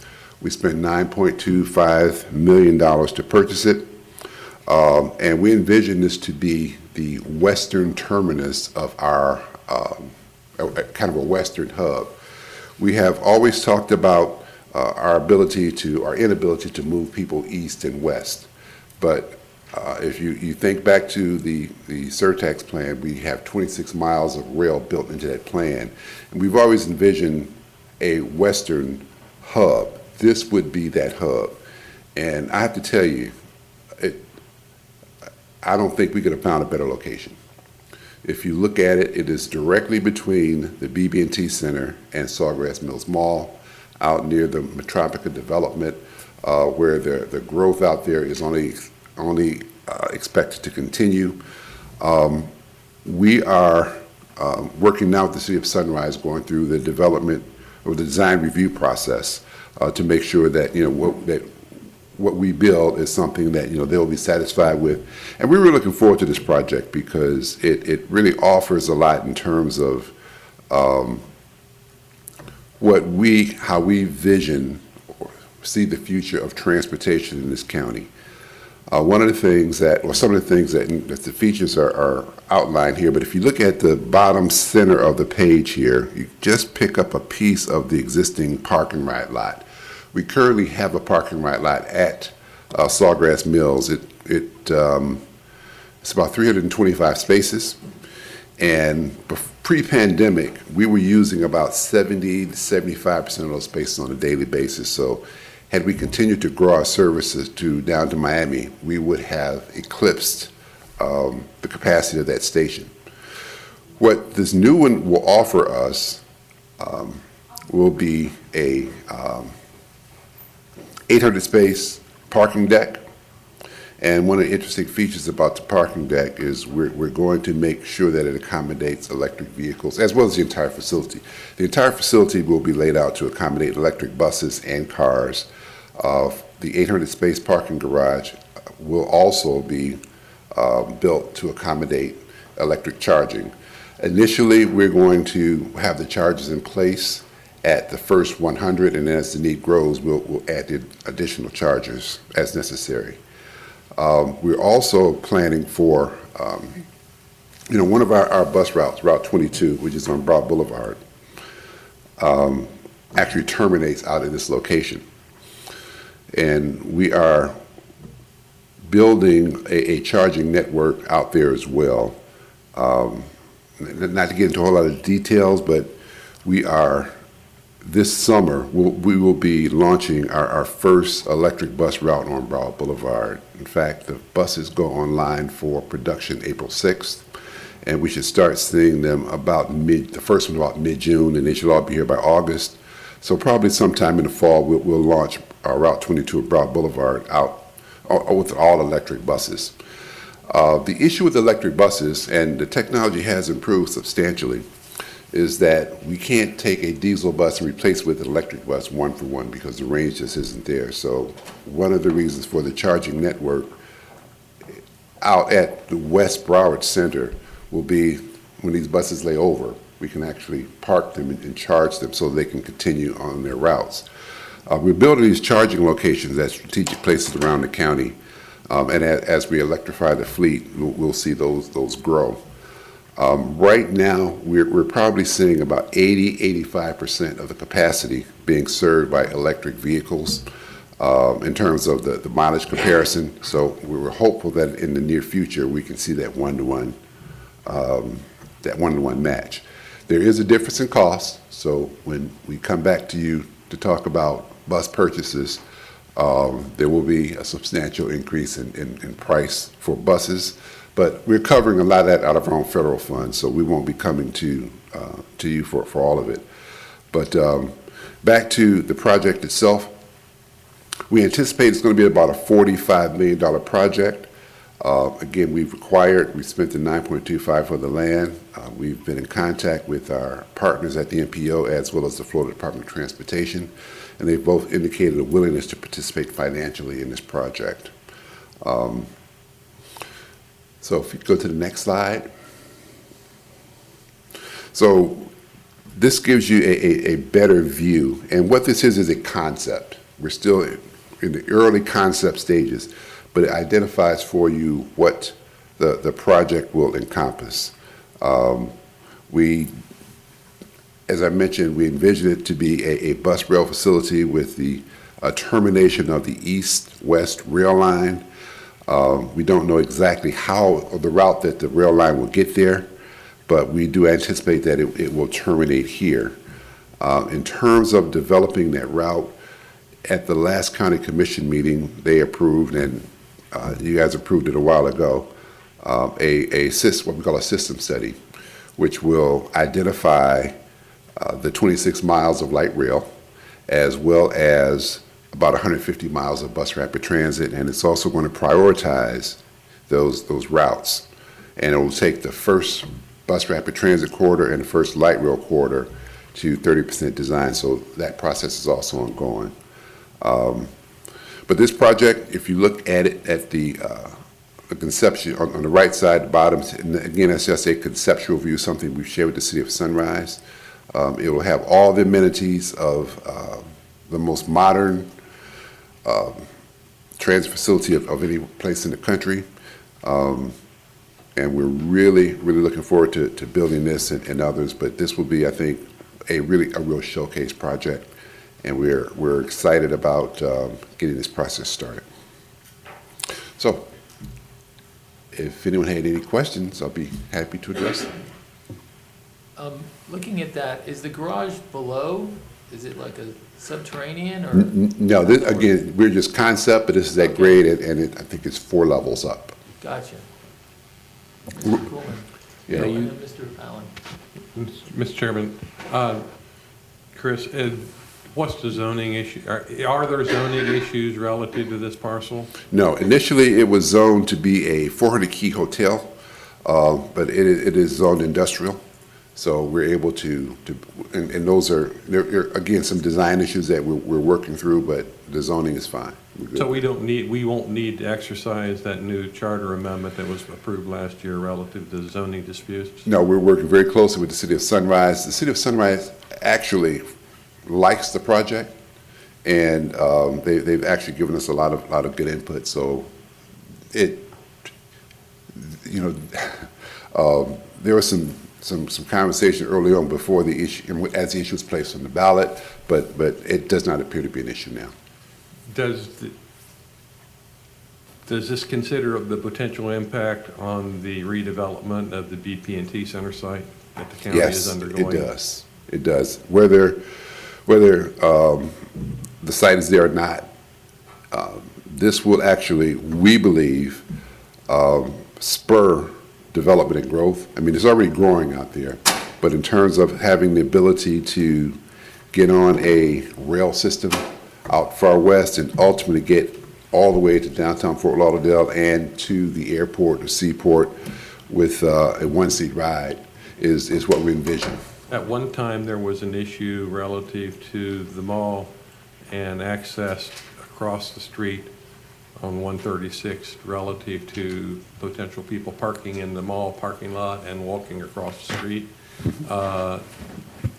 Does the planning include potential pedestrian access across 136, or how would that fit? We've had those discussions with the mall, and we've had those discussions with our traffic people. There are a couple options there. One is to, which, you know, is under discussion, is to build a bridge over 136th Street. We're looking at that, but there's also the possibility of crossing. There is a crosswalk, but it would interrupt the traffic flow. So those are some of the details, but there are options to take a look at getting over the street. Mr. Coolman. Yes, Mr. Walton. Good morning again. Morning. You shared with us the cost of this land, which is $9.25 million. Can you share with us the cost of the facility construction? And can you give us some idea how much of that surtax dollars? Well, we anticipate the project is about a $45 million project with design and construction. As I mentioned, you know, the state has indicated a willingness to participate as well as the MPO. So we at Transit also have federal formula dollars. So at this point, I really don't know. But as soon as I have an answer for you, I'll be happy to share it with you. Thank you. Are there any other questions? Okay, this is one of those major priorities that is moving forward. I'm glad we got the backup too. I want to be able to tell people when they ask. So thank you very much, Sure. Mr. Walton. Mm-hmm. Thank you. Okay, the next item. Hold on.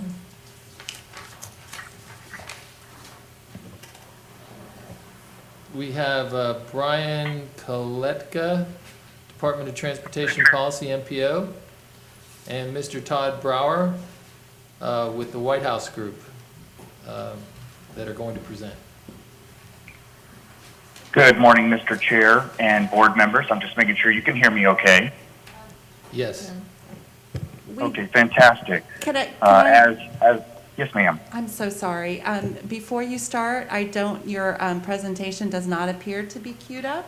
So I want to make sure that the folks here can see your presentation. Sure. I'll just hold.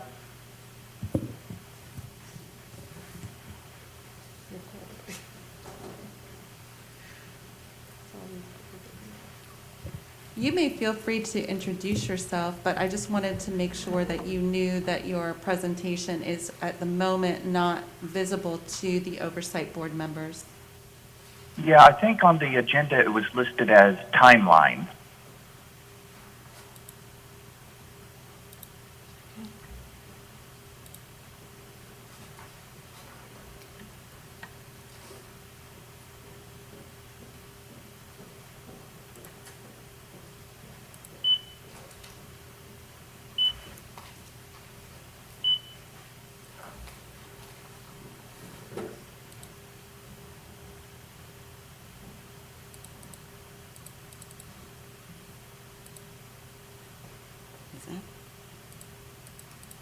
None of that is a topic. No. It's a completely separate presentation.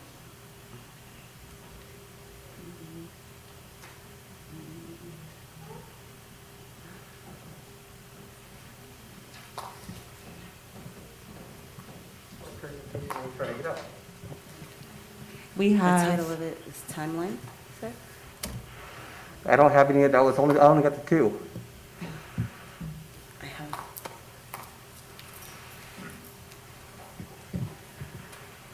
Go ahead, Mr. Kaleka, if you want to go ahead and explain the process, and we'll try to find the presentation.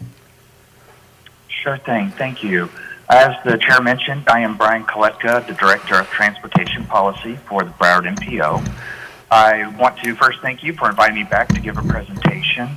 To some points that were actually made earlier for the first presentation, I just want you to know that our methodology must actually be approved by the county administrator, and therefore we can incorporate any criteria that you wish, whether it's the current criteria or new ideas, anything that makes our process better, we're happy to accommodate. There we go.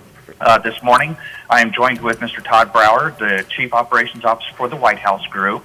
The White House Group is our consultant providing Surtax services, and we're interviewed and approved by both the MPO and MAP administration.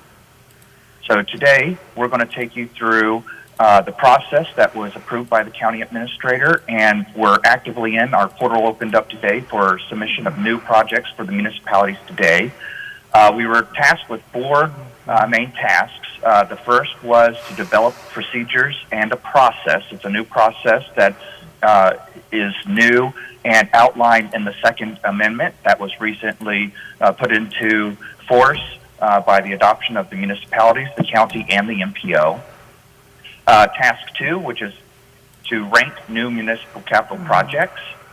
Task 3, to recommend the municipal capital projects within the MAG. Cycle 1 projects are priority, and then we have new NCPs. The funding allocations are within the annual minimum annual guarantee as provided by the county. However, in the 5-year plan, you will notice that the county has been quite generous in actually going above that minimum annual guarantee by a significant amount. And so our job is also to make sure that they are verified and ready to be implemented for any amount of funding that's above the minimum annual guarantee that the county has a history of providing for the municipalities. And then finally with task 4, which is to recommend the MCPs that do exceed that minimum annual guarantee. If you can advance two slides. Hold on. Can you, would you say MPCs or NPCs? And, you know, we're really the public here, so, you know, acronyms are hard to follow. Yes, sir. I apologize. It's MCP, which is Municipal Capital Projects. Thank you. These are basically the different projects that come before you for approval. And then next slide, please. So in the Second Amendment, they identify basically the Cycle 1 municipal capital projects and new municipal capital projects. So the top of the list, which are 1 through 110, they were the ones that were most shovel-ready. They were ready to be implemented. They just needed the funding. And so those are set in that order, and they maintain their ranking. So all the municipalities around Broward County know which projects are going to be funded next based on that sequential order. For the projects that were not quite shovel-ready, which were 111 through 510, plus anything that they submit this year or next year or the year after next, those are considered new MCPs, and we rank them utilizing the criteria and the tool that we used last year and approved by the county administrator this year to rank that new group of municipal capital projects. So are you saying that the projects from 111 to 510 fall under the new MCPs, and if cities put in additional MCPs, that they'll be re-ranked, and that there could potentially be a number 600 that ends up being number 112? That is correct, sir. Thank you. You're welcome. Next slide, please. So with task 1, it was to develop procedures and process. So we put into the policy that every February we will submit the criteria to be used in that round to the county administrator to review, as we did this year. And then we update as needed by the county administrator. She may say, I don't want this, or I do want this, and we make that update based on, more than anything, the lessons learned. And then once we get that approval by the county administrator, then the MPO ensures that the cities are represented, and we move forward with that particular round for the ranking of the new MCPs, or the municipal capital projects only. And next slide, and I'll hand it over to my counterpart, Mr. Brower. Thank you, Brian. And what you're showing here is the framework for that piece. Mr. Brower, hold on just a second. I have a question. The criteria that we just were presented by Dr. Dumbaugh, is that going to be in this selection process that you just talked about you're doing, or not? So for this year, it has already been approved, and we're ranking it exactly as last year. If you wanted any new criteria to be factored in, you could offer that to the MAP administration, who would let the county administrator know, but that would be available next February for the next round. I need to clarify the record from a transparency perspective. I'm sorry, if you don't mind, Mr. Chair. So the criteria that's being used is not exactly the same as the criteria that was used last year. The criteria that has to be used for all future cycles is governed by the Second Amendment that just became effective, and that Second Amendment very clearly enumerates what things have to be weighted and the considerations that have to be given with respect to primary criteria, of which there are 4, and secondary criteria, which I believe Angela is shaking her head, maybe 8 or 9. So there is a new evaluation process and criteria that has to be applied to these projects. Now, the process that's being used and the portal may be the same, but the actual evaluation process and the requirements for submission are substantially different than they were last year. Mr. Chair, can I get a confirmation? Mr. Chair, can I get a confirmation on who asked the last question? Doug Kuhlman. I asked the question, I still don't think I have an answer. So Well, and Gretchen, do you mind if I add a little additional to that? Of course, Todd, of course I don't mind, but I want to respond to my vice mayor directly, which is that safety, the safety elements of a project that is a municipal capital project is not specifically one of those criteria that's in our legal agreement, which was what I was sharing with you before. So the MPO is not required to wait or to provide additional points or in any way, raise a project up because of safety elements in that project under our legal agreement. Right, and it was probably the first time that representatives from the MPO saw Dr. Bauer's presentation. So this is probably as new to them from that perspective as it is to you. So it's something that we need to address with the MPO as part of the process. So the follow-up is, how do we get that incorporated in the process so that we don't have to wait a year for it to happen? I have a suggestion. To avoid the lengthy process of an amendment, there might be in the list of existing the list of criteria that we have, both primary and secondary. Remember when we were first discussing this, we sort of slipped it in, we were talking about connectivity, which doesn't remotely immediately bring to mind safety, but I'm suggesting that if we look specifically at the primary and secondary list we have, we might be able to resolve, might we not, that safety be part of that criterion assessment. Does that make sense? Yeah, that makes sense. And also, if you look at the slide that was just moved back to the prior slide, it says February of each year, the MPO submits to the county administrator a process to rank and recommend MCPs. This allows for continual updates between the MPO and the county, providing the ability to apply lessons learned. We just went through 110 or 113. I think we pushed back on a few of them. We approved those first cycle projects, and I don't assume that we're going to be going back and approving them based on connectivity or safety. But going forward, I think that there could be the potential for that, and I appreciate what Dr. Kelly is also saying and dovetailing it into connectivity. But I think there is an opportunity, and I'll ask Council in February of next year to be able to reassess it a little bit. Yes, we can evaluate it. We can we can continue our communications with Dr. Dumbaugh and include the information we receive from Dr. Dumbaugh in our discussions with the MPO regarding process. Okay. Yes, we concur 100%, and thank you, Mrs. Cassini, for that clarification point. Okay, go forward. Okay, thank you. And so, Mr. Brower?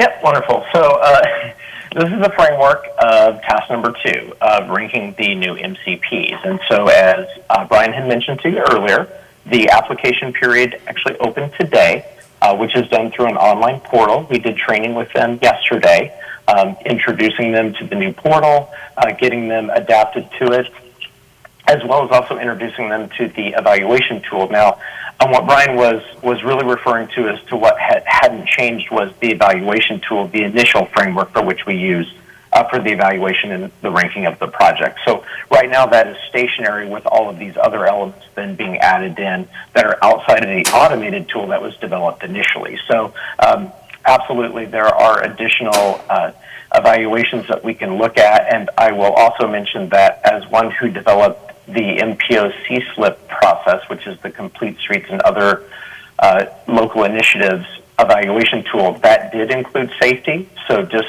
so Gretchen and the team are aware, we actually have an automated tool that's already been developed that is based off an ArcGIS framework that, should anyone be interested, we could rank the projects, even the ones this year. Even though it may not be required, we could at least provide that information to say how those projects ranked as it relates to vehicular accidents as well as non-vehicular. So all of that, I actually have the source code for that. That would be easy to implement, and to be able to provide that as an add-on, that would be certainly something that we could do. Again, we wouldn't necessarily include that in the evaluation because it's gone through its process, but we could actually answer that information, and we could do it as a pilot. So that is available. It would be fairly easy to do. And so any of these things can be done. The nice thing about this framework and what was developed is it provides a great deal of flexibility. So not only can we make sure that we're looking at what needs to be done relative to the Second Amendment, but when other issues come up, this process allows for any evaluation to be integrated into the process itself. And as you can see, it's very interactive. We're looking to make sure that we're working with all of our partners, make sure that we have the information to move it forward. And as I mentioned before, we went through the training in preparing the municipalities for this process yesterday. We spent about 2 hours with them going through how do you fill out an application, how do you update the information, how will we work with you to make sure that everything is available and that we can verify it. Ultimately getting to the point where we can have an initial eligibility review that would be done by the MAP administration, then having that determination, and then again taking it through its initial evaluation, which is the evaluation tool that was developed for previous rounds. That would be our initial tool that we will use. It's automated, it uses regional data, so it's an apples-to-apples comparison between projects, giving them that list of ranked new MCPs that had gone through the initial evaluation process, and then ultimately on to you for the final review. So that is the second task, and as Brian had mentioned, that would include all new MCPs, which would be anything that was ranked 111 through 510, and anything new that the municipalities then put within the system. So next slide, please. So the key takeaways of this is that it is an iterative process. So although it's open for 28 days, what we're asking to get to the ranking process is pretty limited. And we did provide some FAQs from the training. We sent it out earlier this morning, as well as we posted it on the website. There were a lot of questions about would they need to resubmit, what would be the minimum requirement, how would we work together to get that. So we gave some clarification on that to make sure that they understood that it's actually a fairly simple process to get to the point where we're ranking and then opening that up, because obviously, we're starting, the Second Amendment was approved by the MPO at the end of January. We've got this process going, but I really have to say that the entire team, Gretchen, Angela, Brian, and his team were able to work together where we were able to get this going fairly quickly. So the nice thing about it is it does allow some flexibility to allow resolutions of support, independent cost estimates, and other information that may take them a little longer to put together, some time to get that, and then we can review it as part of that process. But in the first 28 days, we're really asking them to make sure, is the description right? Do we have the work mix correct? What kind of expected time frame are you looking to do it? So the wonderful thing about the new database is it's an entirely automated and interactive database management system. So each municipality has their own account, which brings up their projects only. It shows where they're at in review. It allows them to update the data at any time, and they're actually going to have access to this 24/7, 365. And then during the open period, we have a submit button where then they submit, we get that information, and then start the process immediately after that. But it allows the municipalities over time to also continue to update their applications as they get more information. So it really allows for project development without then it getting muddled into the ranking process, because they don't have to submit a project. They can keep it moving as they're gaining more information about it. Next slide, please. So as it relates to task 3, then is the recommendation process. So the evaluation includes not just the ranking, but also how would we recommend them. And so we've developed an iterative process that is really a feedback loop that focuses first on the highest ranked MCP, and then goes through a process to make sure that we're inflating the numbers, getting the MAG from the county, or the minimum annual guarantee from the county, applying that then to it, and then going through a verification process to make sure that they still want the project. And that interactive database management system allows them to remove it to verify that the commitment is still there, as well as readiness checklists that we will work with them to make sure that the project is ready to go. And if that project is ready to go, then we move on down to the next highest rank. So even if it's something is the highest ranked and it's not ready, we then move to the next project. So it allows for those projects that are, from a ranking perspective, from a prioritization perspective, to be high ranked, but if they're not ready to go, it allows other projects then who have gotten permitting done or whatever the case is relative to their phase, whether it's planning, design, or construction, to be able to move forward. So there's always a supplemental list of information and projects for the county to look at, so that way they can get these projects done quickly. So some of those best projects that may be wonderful and we want to make sure that they're moving forward, giving them enough time to get their information together. We're also looking at certain indicators, and this is also something that we could do with the safety if it's something that you all are interested in and approved by Brian and Gretchen. But right now we are doing an indicator to tier them to basically identify which projects are also leveraging federal and state funds. We could also do that relative to safety, which ones are highest ranked with safety. So it doesn't necessarily have to be anything but informational. So it's not a determination, but we could tell you where they fit into, what tier they fit into relative to safety, and at this point we're looking at funding sources. So you can see where you're getting the biggest bang for your buck. And then that recommendation obviously goes to the MAP administration. Next slide. So the key takeaway for this is really that, yes, we're still looking at rank. We want to make sure that we're getting those projects that are going to have the biggest impact on our communities, but also that are ready to go. And we've been working with the team to make sure that we have those readiness checklists, and we're ready to get started working with our partners to make sure that they have everything in place so that the county can feel comfortable as these move forward, as well as yourselves, that these projects are ready to go and that there won't be any delay. Next slide, please. And the fourth path that was mentioned is if there's an opportunity to look at municipal capital projects exceeding the minimum annual guarantee. Now, this is an optional task that the MPO could be asked to do. And essentially it's the recommendation process, so it's very much like the slide that I just showed you before. But in this case, we wanted to give the county some options. So again, there's always some latitude there in planning to allow you to look at different things, just like safety could be included in this as well. So what we've done is we've looked at a geographic equity filter. So either if the county wants to look at municipal capital projects exceeding the MAG, we could use the same process that was used for Cycle 1, or we could apply additional equity filter that looks at those cities that may not have had a project yet, simply because it either has ranked really low, but we want to make sure that everybody's involved. It allows for that opportunity to filter those projects up, but also to make sure that they're within a standard deviation. So they're still a well-ranked project, so they're not the lowest ranked project, but that would make sure that they're above the average, that we could actually look at those first before going through just the highest ranked priority. So we did do a filter there that would allow them the option. Now at this point we haven't been authorized to do so, but that's how we've tackled the problem and developed policies and procedures, so that way we're ready to roll should the county administrator ask for that. Next slide, please.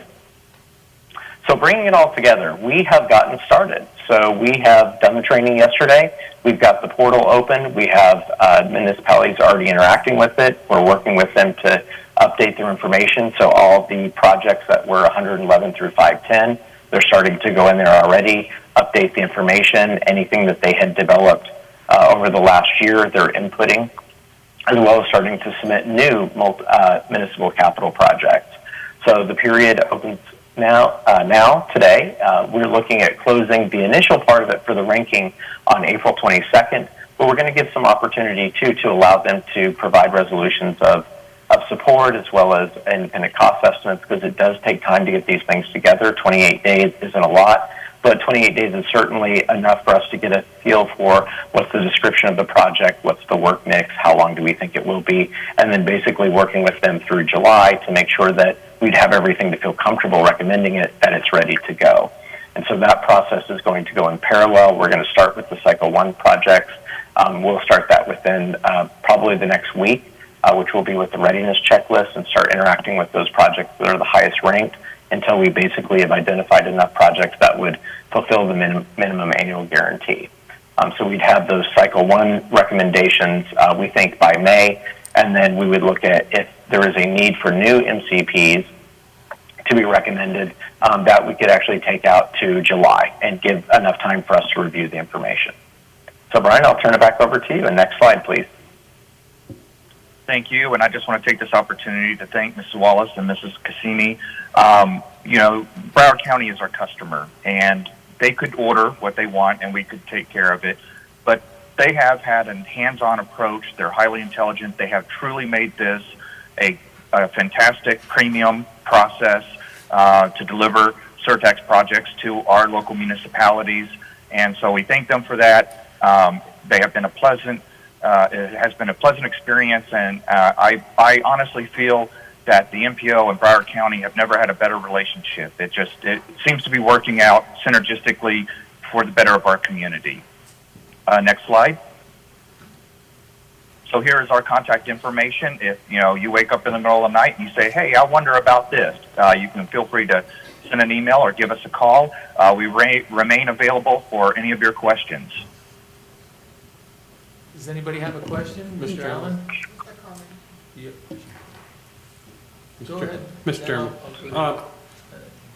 I think we had some issues last time relative to where in the process do the city elected officials approve the projects that are being submitted by their staff. And I think there was some disconnect between what staff was perceiving to be priorities of the municipality versus their elected officials. Where in the process is that accounted for here? That's early in the process. So this is Angela Wallace for the purposes of the reporter. The current criteria, and I think Todd mentioned it when he was speaking, either he or Brian indicated that they need a resolution of support from the governing body of the municipality.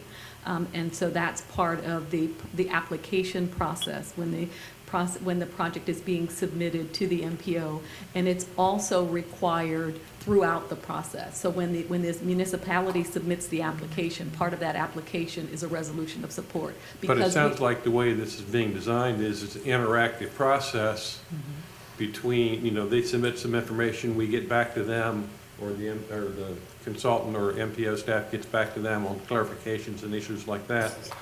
So, is it that elected official prioritization, is that done before the application? Like, for instance, is that done within the first 28 days of the application cycle, or have you gone through the whole process of evaluation before the city comes back and says, whoops, that was staff's idea, it wasn't our idea? It's a great question, Phil. It actually came up yesterday, and I was going back and forth with Mr. Koletka about this last night. One of the issues that we have is many of our smaller municipalities don't meet on a regular basis, or they have a very long lead time in the development of their agenda. There's 28 days to submit the projects. So in an attempt to be as flexible as possible, Angela and myself and Todd and Brian discussed having an opportunity to get that resolution of support before you all act on it, and certainly before the county commission acts on it, is absolutely critical. But the ability to get a resolution of support formally through some of these commissions, city commissions and councils, within the next 28 days seems rather unlikely. And I would like to add that it's a continuing part of the process. So the resolution of a resolution of support is also required for the funding agreement. So we are preparing funding agreements now for municipal projects that have, for which surtax funding has been approved, and it requires when the municipality to take the funding agreement to its board for approval and provide a resolution of support that becomes an exhibit to that agreement. So throughout the process, we have built in steps that require municipal board approval because, you know, there are times when membership on various boards change and priorities change, and we want to ensure that the governing body actually supports the project throughout. And so there are steps throughout the process that require such approval. But I would like to address Mr. Kuhlman's question while I have the floor regarding the criteria and I guess everyone's question regarding safety. The current Second Amendment, the primary criteria, which is alleviating traffic congestion and enhancing connectivity, there are 4 factors, and one of them is the project's ability to reduce incident delays such as vehicular, pedestrian, and bicycle accidents. So I think that provides us sufficient room to implement the safety measures that were identified in Dr. Dumbaugh's presentation through our MPO process. That's great, but will the safety criteria get weighed properly? Yes, this category has the highest weight. Okay, thank you. This is the primary category. There's a secondary category that has other factors that bear less weight. Ms. Pennant. Thank you, Mr. Chair. I wanted to thank, I don't remember the name of the gentleman who's presenting, but thank you for your willingness to be flexible on the safety issue with regard to the new projects that you're reviewing. I realize, yes, it's not going to be part of the evaluation, but the fact that you would still look at it, because I really was planning on advocating for that. We look at it. I mean, it doesn't hurt for us to look at it. One of the key things I thought in Dr. Dumbaugh's, I'm bad with names, Dumbaugh's presentation, was he talked about how we often just look to the future and not look at what happened in the past. And I think it's still early enough in the past for us to look at it. So I'm glad at least with these upcoming projects you're willing to look at it. I'm also interested in finding out, once you've done it, what criteria you're using to identify potential safety hazards. So we can use that as a future guide. Ms. Madden. Yes, thank you. My question is on the flow charts. I see references, cross-references to different sections. Is that to the Second Amendment? Okay. Also, in follow-up, I was wanting to understand the Oversight Board's role. Do we have a role in the ranking itself? No. Okay. And then, sorry, Gretchen was nodding no to me. Thank you. And then I see that our role under Task 2 is the final review of eligibility, and is that the eligibility under the statute? Yes. Okay. Thank you for giving my. And then, when is that eligibility review expected to occur in relation to the ranking and readiness part? Of course, this all depends on whether or not our timing for this particular process works out as we are hoping. Mm-hmm. But you have a June 11th Oversight Board meeting scheduled, and we've been discussing with the MPO and the White House group that the evaluation of the eligibility of the projects that are brought forth from this process that will end in May could come to you in June. You don't have a July meeting, so then the next opportunity, if we miss that, would be your big 2-day August budget workshop. Okay, thank you. And Mr. Chair, one more question if you want. Okay, as to the readiness that's determined each year for the ranked projects, if they're not ready in a given year, do they, if they're still desirable projects, do they just end up in the next February cycle to be re-ranked and determined ready? Yes, so the municipality, if the municipality decides that it wants to continue with the project or wants to continue to seek funding for the project, it will go back through the MPO's evaluation process at the next annual point that the municipality thinks that it's prepared with all the required documentation. So the MPO process is annual, but there were projects that were in the FY20 group of projects that the municipalities decided to defer. So the municipalities determine whether they wish the project to be evaluated by the MPO, and that can be done on an annual basis.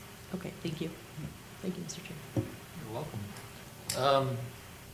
Are there any other questions as they relate to the MPO's presentation? Okay, we'll move on to the next item. So we're going into the regular agenda. Yeah, sure. Why don't we take a 10-minute break and then we'll reconvene, okay? Thank you. We're pausing the record at 11:42 a.m.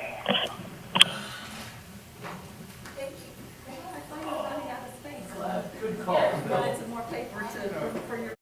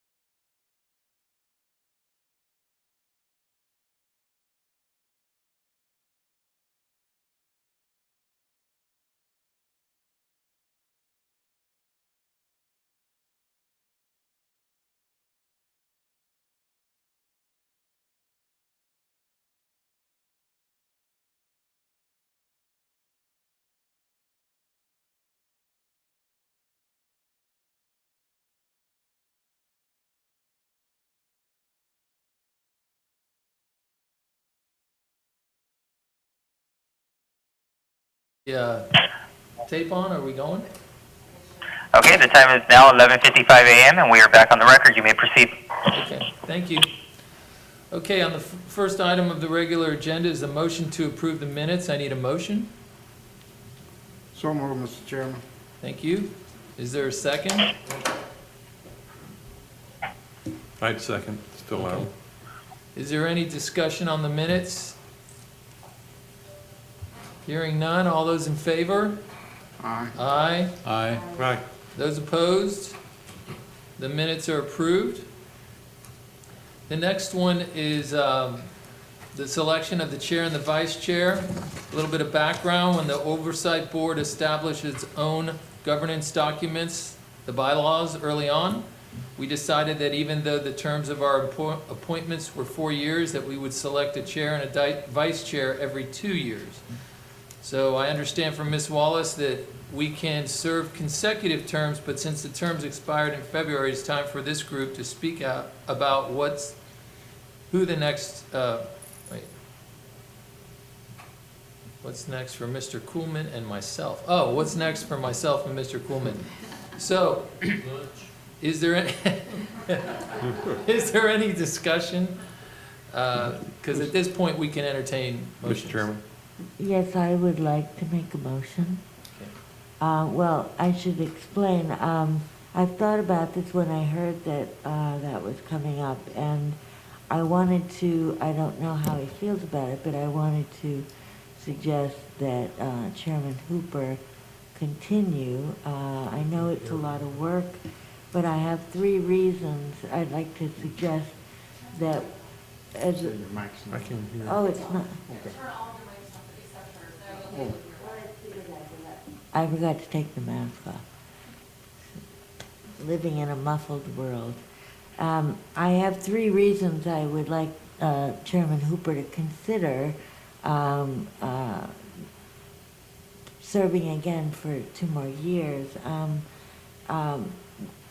My experience has been in these board meetings that he moves things along at just the right clip. I mean, gathers information and fields questions, on the board and also from the public, always respectfully, but moves us along at a good clip, and we get to action, which is where we need to get. So I appreciate that, and I hope he will consider that. The other thing is that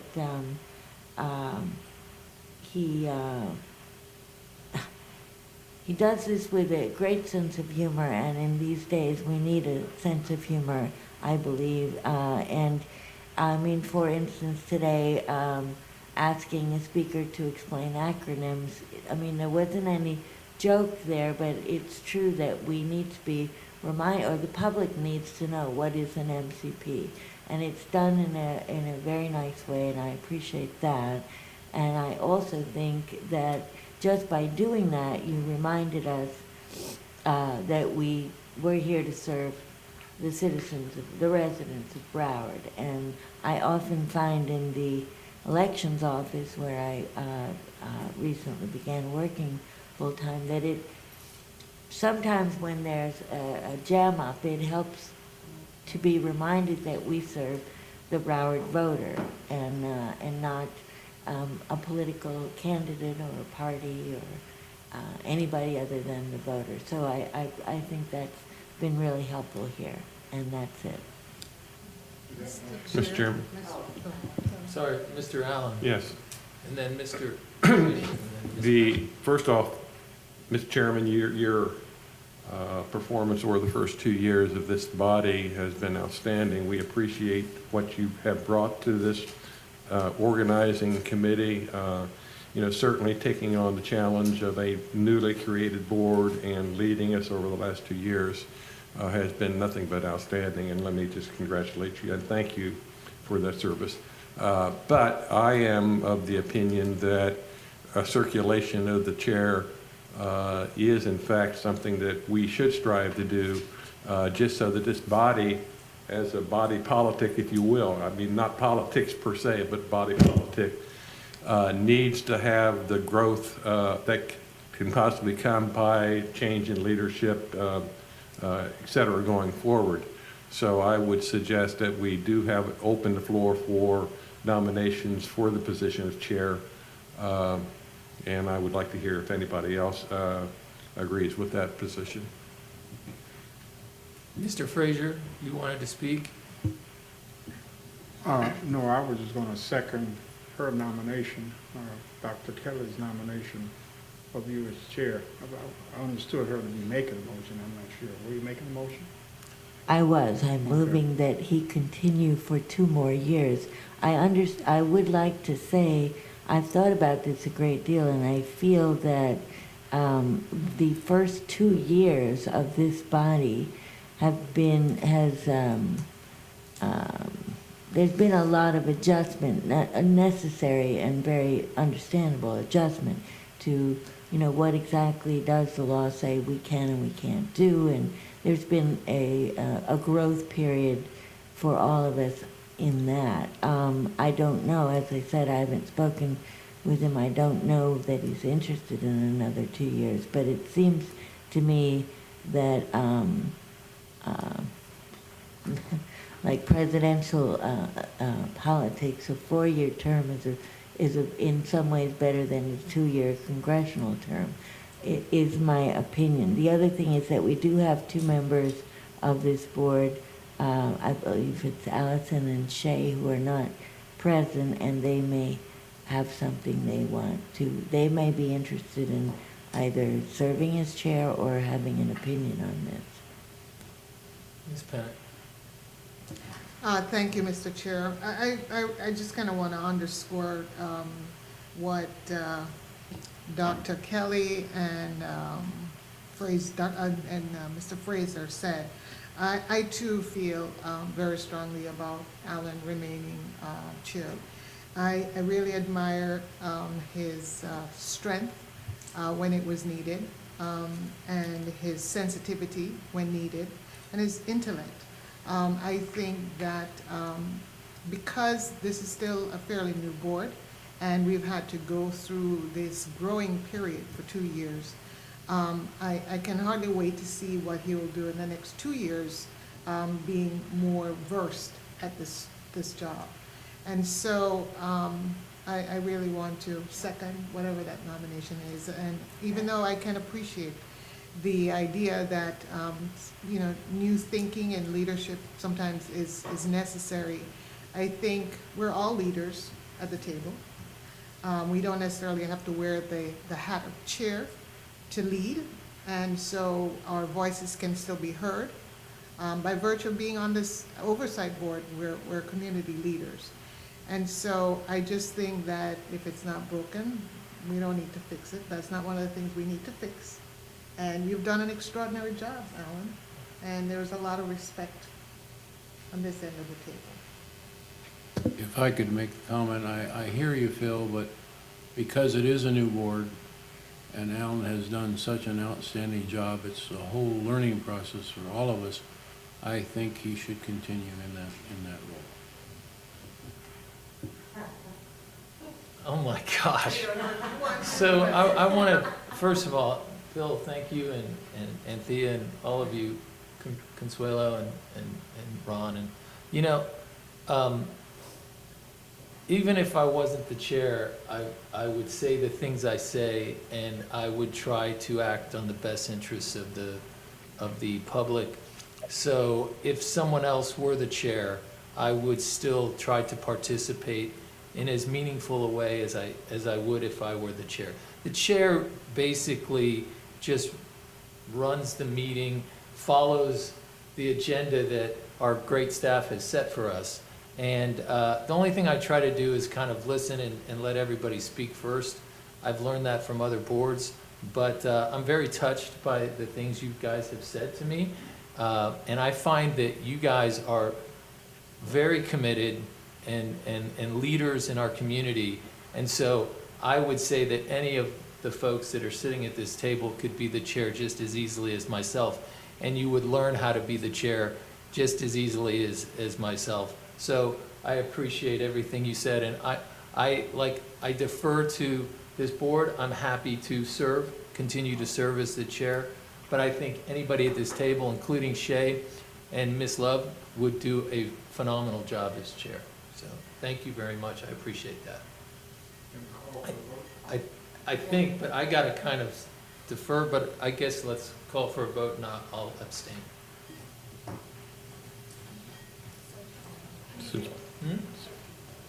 I'd like to move. Well, that- actually, what oh. you can do is you can turn over the chairmanship to the vice chair, if you'd like, or we can do a roll call. What's your Okay, preference? I'll lay it over to the vice chair. I think we should go ahead and have a roll call on the motion and second it. So we heard a motion from Dr. Kelly, a second from Mr. Frazier, is that correct? Correct. Okay, so Ms. Thompson, we will just call the roll without Mr. Smith and Ms. Love. Thank you, Gretchen. Alan Hooper? I abstain. Oh, sorry. Doug Coolman? Yes. Phil Allen? Yes. Ron Fraser? Yes. Consuelo Kelly? Yes. Deborah Madden? Yes. And Anthea Pennant. Yes.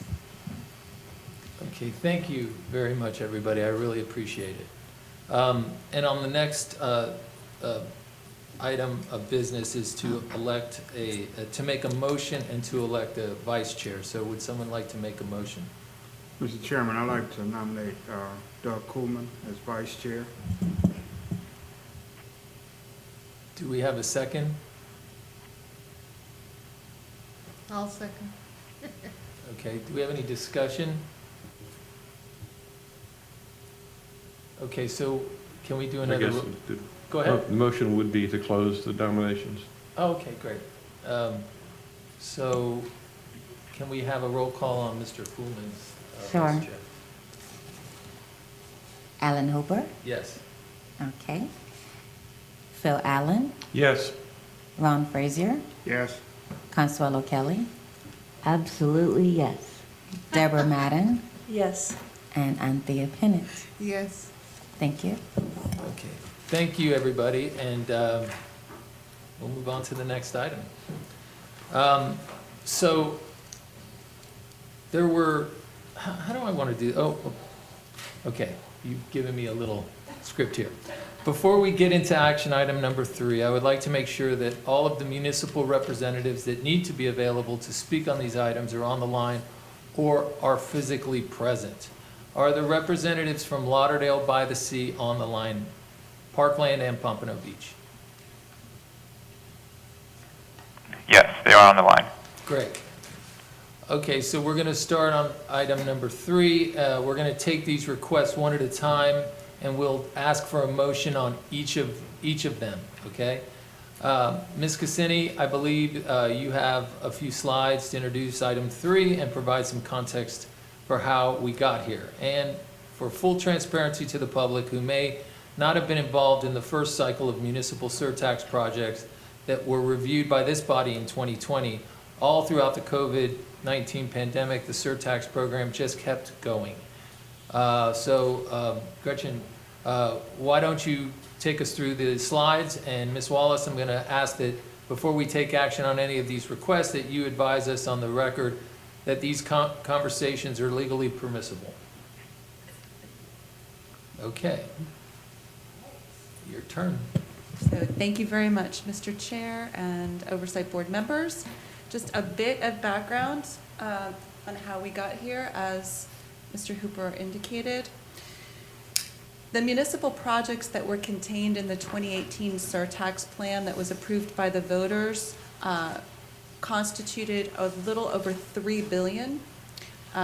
They came in 3 major categories. That was the community shuttle program. That was for both existing capital and operations, as well as proposed new capital and operations for shuttles. Capital projects, which are considered new construction projects, and then those that were rehabilitation and maintenance of existing facilities in the various municipalities. The county did not impose a cap or maximum amount for any one project, nor did it create a limit on the number of projects that could be submitted by a municipality. And it was always intended that this body, the Oversight Board, would determine the eligibility of all projects and proposed expenditures after the surtax passed. So there was never a specific year of delivery for municipal projects, as they were always intended to be prioritized by the MPO based on, again, their ability to alleviate congestion and improve connectivity. And the prioritization process and the process that is used to bring proposed projects and proposed expenditures to you is controlled both by our ordinance and our global interlocal agreement. The global interlocal agreement became effective initially in September of 2018 prior to the vote. At that time, there were 28 participating municipalities, Broward County and the MPO, that were parties to that agreement. Since then, Parkland has become a party, and we now have 29 of our 31 municipalities participating. For about the last 8 months, since the County Commission acted on the projects, the municipal projects, both rehabilitation and capital in June, Angela has been working along with her whole legal team and the legal representatives from the municipalities on a second amendment, which you've heard us talk about several times. That second amendment, again, controls the process that is going to be used moving forward. The cycle 1 process was, again, as you know, had to be projects that were in the original 2018 plan. No new projects could be considered. That's why we needed this new process in order for us to consider any new municipal projects. And the interlocal agreement requires that the county provide a minimum annual guarantee called a MAG of 10% of the annual revenues that we receive from the sales surtax. So that's our minimum, but as you heard earlier, we have been funding municipal projects above that. So what happened in 2020? It was actually started in September of 2019, and the MPO opened an application portal very similar to the one that was described to you today, where municipalities would have to provide information about projects that were in that original 2018 plan that they still wanted. So these were capital projects that the MPO was looking at. And after we separated the capital from the rehabilitation and maintenance projects, there were a little over 500 projects that the MPO was working with. And over the course of about 5 months of evaluating those process and projects and working one-on-one with the municipalities, it was determined that the projects were going to be recommended in 3 phases. And I think it's important, especially because we're looking at conversion requests, that you understand that the projects themselves were not submitted into the 2018 plan in 3 phases. They were all construction projects, with the exception of one, which was for a master plan. So these municipal capital projects came with construction cost estimates for the full project. And we advised municipalities that if the project needed planning, or it needed design, or they wanted CEI, whatever that was, it needed to be built into that total project budget for construction cost estimate.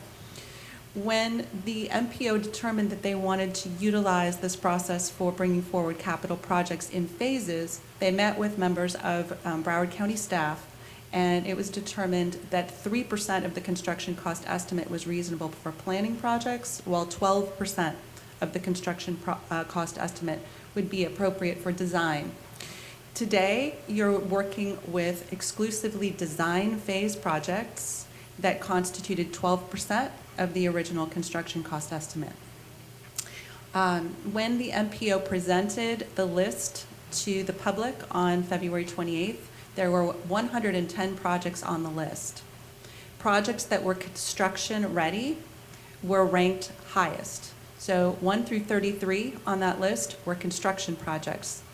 The rest of the projects, the other 67, were in either planning or design phases. You all received detailed overview sheets of each of those projects. You received backup information, and you were able to ask questions, which were then compiled into a detailed report that's publicly available. you all looked at, gosh, it was almost 170 projects between May 22nd and June 4th for both capital and rehabilitation and maintenance projects. And then based on your determinations and recommendations, it came to the County Commission on June 16th. So with that, I will turn it back over to you and Angela and to the municipalities to make their presentations for their conversion requests. Mr. Chairman. Yes, sir. Yes, sir. I'd like to ask a clarification question. Sure. Based on the briefing that I had. It's my understanding that the board had previously approved all of these recommendations based on how they were submitted. Mm-hmm. So I guess my question, because all three of these projects seem to have the same issue. And the question is, can the design funds be rolled back into the construction cost? And if it can, well, not if it can, I'm assuming that the Surtax guidelines and the legal things determine whether it can or not. I'm not sure. And I just need to know, are there any exceptions to the guidelines? So that was going to be my next thing, is to let you take over a little bit and just give us your legal opinion on the conversions and the requirements. Thank you, Chair. Yes, so the original interlocal agreement among the county, the MPO, and the municipalities required the county to fund municipal projects as ranked and recommended by the MPO. And it was after the initial year, which was cycle 1, recommendations were received and approved by the Oversight Board and the County Commission, allocated funding for those projects, that we received a request from municipalities, the 3 municipalities on the agenda, to convert the design funds to the construction phase of the project because design had been funded with other resources. We were not able to bring these projects before the Oversight Board for consideration previously because the agreement did not allow us to do that. But the Second Amendment has been approved by all of the parties, and there's a provision within the Second Amendment that allows municipalities in Cycle 1 whose projects were recommended for one phase to request that the funds be converted to a different phase. So it is permissible under the interlocal agreement, and it is properly before the Oversight Board today. Great. Are there any other questions for Ms. Wallace? Okay. So it's my understanding that Lauderdale by the Sea is requesting a deferral on this conversion request until our April 29th meeting.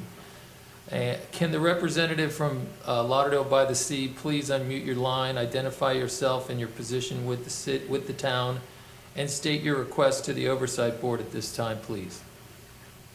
I'm sorry, can you repeat that? I need the person, whoever the representative from Lauderdale by the Sea, if they could please identify themselves and what their position is with the town, and then Yes. and then the request.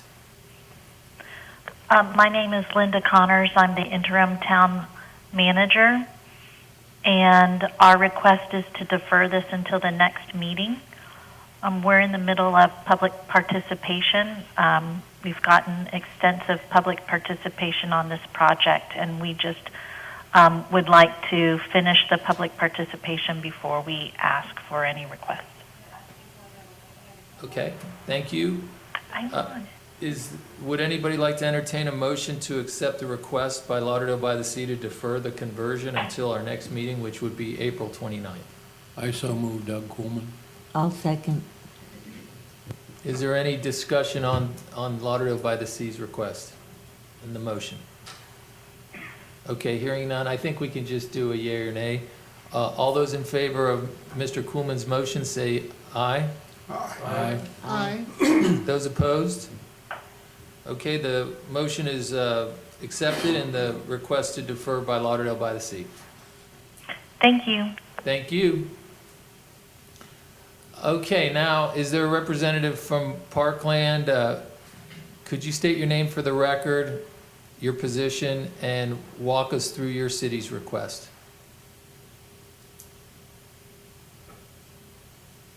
Is there somebody from Parkland?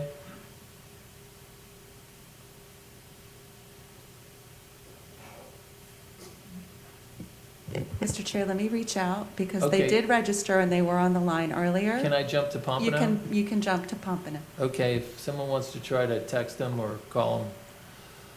Okay, is there a representative from Pompano? If so, could you unmute yourself, please?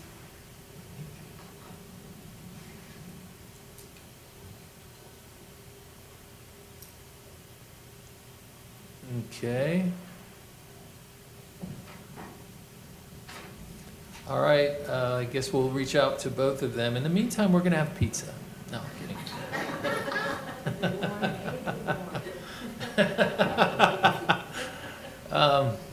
Okay, we'll wait we can wait a few minutes. Mr. Chair, I have a question. Yes, sir. Go ahead. Although there aren't representatives here, can we act on these requests or not? Technical question. Yes, there's documentation that has been submitted, and the motions or the agenda report reflects the request. So county staff did not want to be in a position to present the request on behalf of the municipality, but it's sufficiently addressed in the agenda. Okay. All right, so if they're on, if the representative from Parkland is on, could you please unmute? Do me a favor and state your name for the record, your position with the city, and then walk us through your request.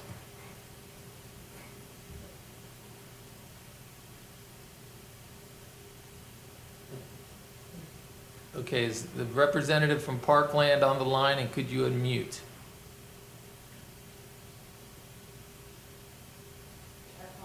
Okay, is the representative from Pompano on the line?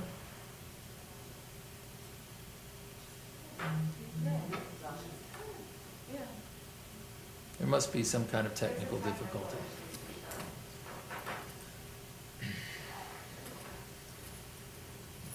Can the AT&T operator confirm whether or not there's a technical issue? There's a technical issue going on just now, so just give us 1 second, please. Thank you. Thank you.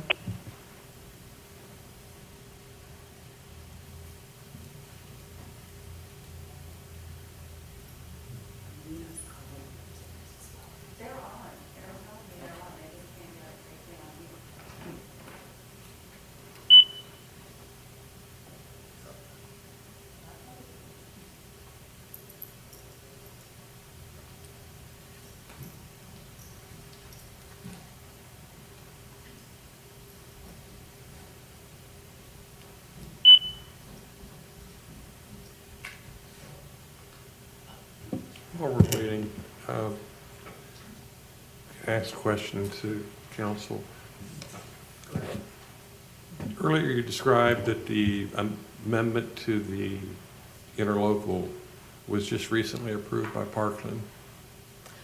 So the original interlocal agreement in 2018 had a requirement that municipalities approve the original agreement by a certain date in 2018 prior to the measure being on the ballot. And Parkland had not approved it at that time.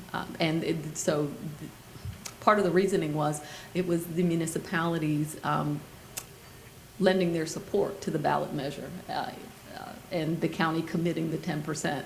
After the ballot measure passed in November, I think it was a subsequent meeting, January of 2019, the city of Parkland approved the document. And the first amendment to the overall agreement allowed for Parkland to participate because it had restrictions related to funding and so forth, or eligibility for funding.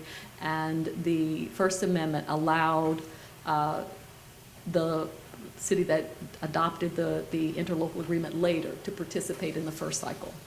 So they approved it in January of 2019, and they were eligible to participate in the first funding cycle. But it was the Second Amendment then that they were just approved, or Is that just the first? So the First Amendment was approved in 2019. The Second Amendment was approved this spring. Was when? In 2021. The Second Amendment, which outlines this new MPO evaluation process and allows the county to entertain these requests to convert projects at the request of the municipalities. It's a Second Amendment. So there were jurisdictions in effect that had approved projects that hadn't approved the amendments to the motion, or to the agreement, the local agreement. Well, they had submitted projects as part of the and we subsequently approved those projects at our meeting back in whenever it was. in 2020, yes. Right. So the city of Parkland had submitted projects as part of the overall plan. They were included in the plan, but they had not adopted the original umbrella interlocal agreement prior to the ballot measure passing. They did subsequently, and they were allowed to participate in the first funding cycle via the First Amendment to that umbrella interlocal agreement. Okay, so I think that we're having a technical difficulty with the two representatives. So if we can get Devin, I think it's Devin West on the line, is that right? Hold on. So What I think what you're suggesting is that we move into non-agenda. We Yes. move out of the action items portion of the agenda. Is that legally okay? Yes, that's what I'd like to do. Okay, and then, and we would have a representative from our intergovernmental affairs team. Yes. Speak about the local preference legislation. That's where I was going, but you did it better. Devin. Hi, this is Marty Cassini with Intergovernmental Affairs. Great. Okay, so yeah, we wanted to walk through the legislation that, that affects the program. Could you walk us through that? Sure. So this session we've had bills filed, House Bill 53 and Senate Bill, 1076, that we, upon review, felt that this would affect our ability to get to the 30% CVE goal for projects related to the surtax.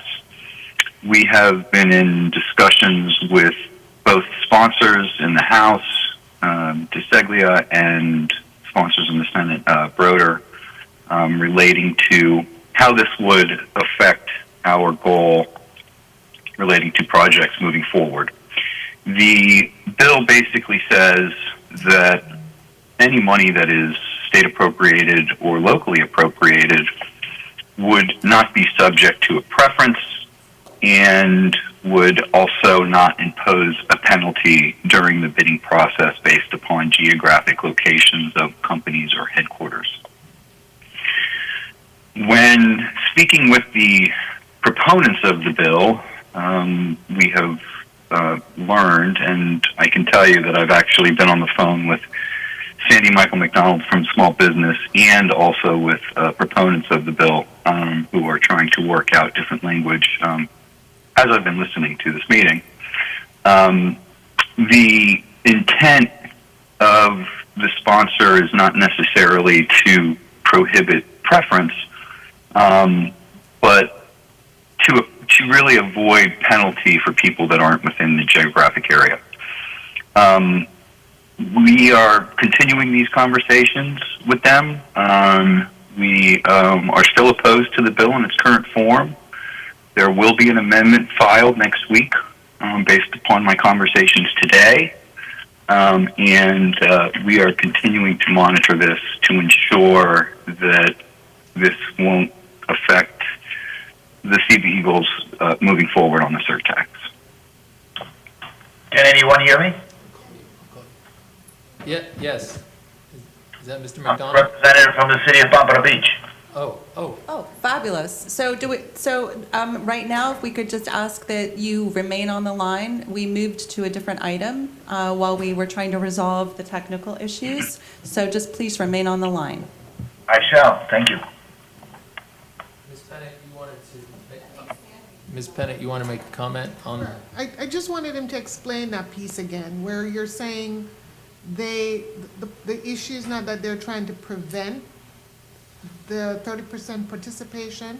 It's about local. You mentioned something about local. Could you restate that piece? So again, when we talk about preference for our CBEs, we are talking about some nuanced language in terms of what is it that the county will allow, what will the Board of County Commissioners allow for local businesses to have a potentially higher bid than someone not from the area or someone who is not a CBE. Right. And there are certain percentages that we have in place that allow us to say if there's, I believe it's 5% over $3 million, 10% under $3 million, that we are willing to award the contract to a CBE, even though it might be a little bit higher than someone who's not. And as a result, we have been swept up into this legislation where we cannot approve or we cannot grant that preference if this language that's in this bill, in one of these bills, were to pass. So, Mr. Chair, the legislation that I sent through to all of you yesterday highlighted that is specifically problematic for our program is that we, during a solicitation process, during a competitive solicitation process, we could not provide additional points. So the idea here is that you cannot benefit anyone based on local geographic preference. So the way that I'm reading, especially the House legislation, and Mr. Cassini, you can let me know if I've got this wrong, is that if a prime came in and said, I'm willing to commit 50% to CBEs, and another prime came in and said, I'm only willing to commit 25%, and we know that our goal is 30, and you get additional points for the higher your CBE commitment is, and you were to win the award based on having 50% versus 25%, that would be prohibited. We can't provide additional points for CBE participation or for the location of a particular business. And I know, Sandy, you're on the line, and I wanted to give you an opportunity to weigh in on the impact that this would have on all of your programs. Yeah. Thanks, Gretchen. Hopefully everyone can hear me. So to go over a little bit of what Marty and Gretchen just indicated before I get to the impact or the negative harm, from our perspective, the House bill and the Senate bill, in short, is simply saying you can't have a geographical preference as a program. They have particular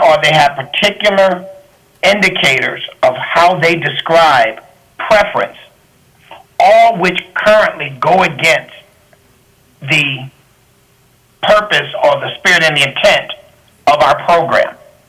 So the idea that though Broward County's program is race and gender neutral, we all had that fight back in 2004, 5, and 6. The county suspended that program.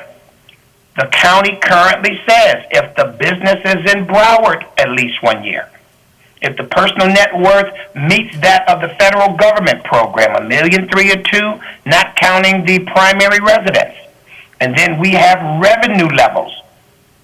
We're simply saying if you're in Broward, no matter what your race, no matter what your gender, no matter what your industry, if the county procures, if we buy your good, material, or service, come get certified.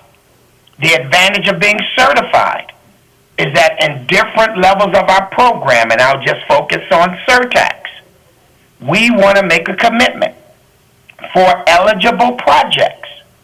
30% of what the county will spend from Surtax funds will go to small businesses. This House bill and Senate bill is saying you can't have that type of program if you're demonstrating any form, not just specific location, but any form of preference, where we are. We're simply saying businesses who are certified with us, we want some prime contractor from here or anywhere to use them for 30%. This bill is simply saying don't do that. We're also simply saying for my county program, hey Sandy, my user agency has a project for $7 million. You got 10 firms who can perform that work. My local program says instead of me giving a $7 million project to a big $100 million firm, I can reserve it only for Broward small businesses and make sure 100% of that work is done by that business or other businesses like them who are certified. This House bill and Senate bill says you can't do that.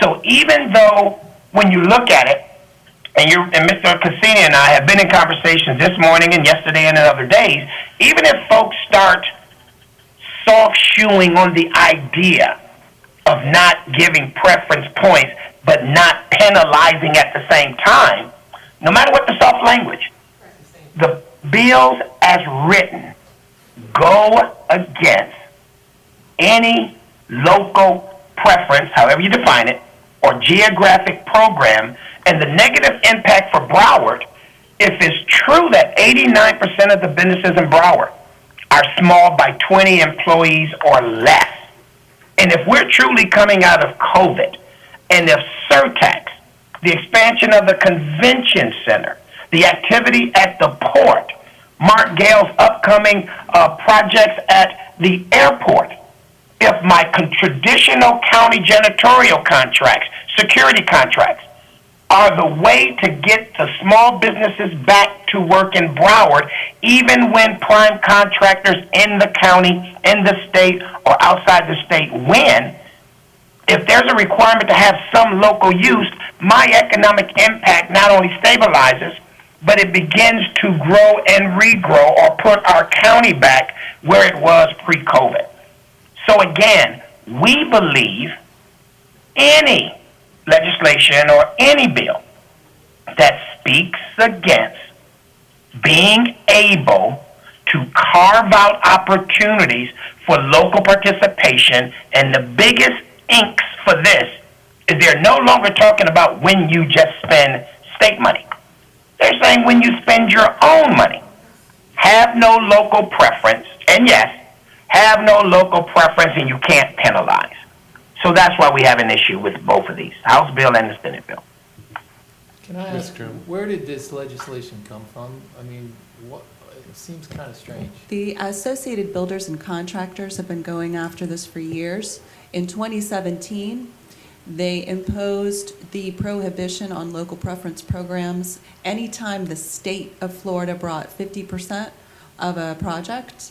And that, created issues for us as we were developing our plan. And that's why so many of you may notice that when we talk about the 30 for 30, we say on eligible projects, because you already have local preference prohibitions if there are federal and state funds intermingled with a surtax project. But we thought, well, for sure, if we pass our own sales surtax, we can impose that 30% on our own local dedicated source of revenue. But they don't like that either. Sure. Could I just clarify though, are we mixing preference with local procurement in that the way I read the language, the proposed language, it says shall not have a reference that is based on a geographical determination, such as i.e. you have to be in Broward County to qualify as a preference. Is that correct? No. So, if I may, the language is modeled similar to language and guidance that's issued by the federal government. And when they call what they call a local preference means any locally created criteria. So we cannot. But you could in fact have a preference though that was based on size of the firm. i.e., certain threshold that says we want to give preference to small business, we just can't limit that to Broward County. No. So I know that the way this is used for purposes of the federal government and state, we cannot, any locally created criteria, we cannot apply our domestic partnership program to a project that has state or federal funding. And so that has nothing to do with where somebody is located. It's, it's preference. So But when you say local preference, you are self-defining that as being geographically based in Broward County. It's created by Broward County. It's a requirement that is created by Broward County ordinance that is imposed upon our procurement process. Well, I would just share with you, back in the 1990s, we had ongoing issues relative to procurement, and that was mostly based on race and sex issues. I mean, not sex. Gender. You know what I mean. And that required a disparity right. study. And that one of the issues that came up was continuing issues between the county to the south of us and ourselves, and we then determined there would be reciprocity for those firms in Broward or in Dade that could qualify under Broward's ordinance. And I would tell you that the lack of reporting on that was significant, and that program never, really was effective relative to church. I actually argued before the commission on that issue because there was no reciprocity. Right, there Dade was. was always allowing their small businesses to do business with their county, and we were about to open up. That's when we were talking about the sheltered market program. We were about to open it up to the other counties, and I argued against us doing that. And we stuck with keeping it local to Broward County. This whole thing is just very disturbing. Very disturbing. Just one and question. I really, the point I was asking about was that whole thing, they're just mincing words, talking about no penalties. It's just crazy stuff. Yeah. I we just need had to advocate. one question, one comment. What I'm hearing is that you can no longer have any preference. It has nothing to do with local. They're eliminating preference, period. And there are a lot of ways that you provide preference other than points. Did the AGC or the AGC builders offer any alternative language in terms of the selection process when they recommended these policies to the state legislature to implement? So yes, they always do. That is part of the process that you go through in the development and of legislation as it moves through committees. So there's always, when there is opposition to a piece of legislation, there's always an effort to negotiate. And in this particular instance, what I sent you, that amendment that's being proposed, the language that I believe Ms. Pennant was just referring to, and so was the chair, the ABC will propose what they think might appease those that are opposing the legislation. But in this particular instance, nothing that we've seen that's been proposed is acceptable, and we continue to oppose the bill outright. I will just tell you from our perspective that the negotiation of this particular legislation is troubling, in that we negotiated in 2017, and we were promised that that was as far as it would ever go. And so, it feels as if we will only be negotiating against ourselves regardless of what is proposed. But I will ask Mr. Cassini or Sandy if you wanted to speak to anything that's come up lately that we might be able to live with. So this is Marty Cassini. We are literally talking with ABC. Like I said, I've been on the phone with them this morning. Sandy and I have been going back and forth on certain definitions relating to preference and or penalties. The bills are up next week in both the second committee of reference for each in the House and the Senate. I can tell you that other counties are involved in this as they have their own local projects and programs that deal with this issue, and we are trying to gather as much information as possible to see what is happening in terms of what the language will look like next week. But I have been told that there will be an amendment going on to the bill, and the Florida Association of Counties is involved, as well as I said, other counties too.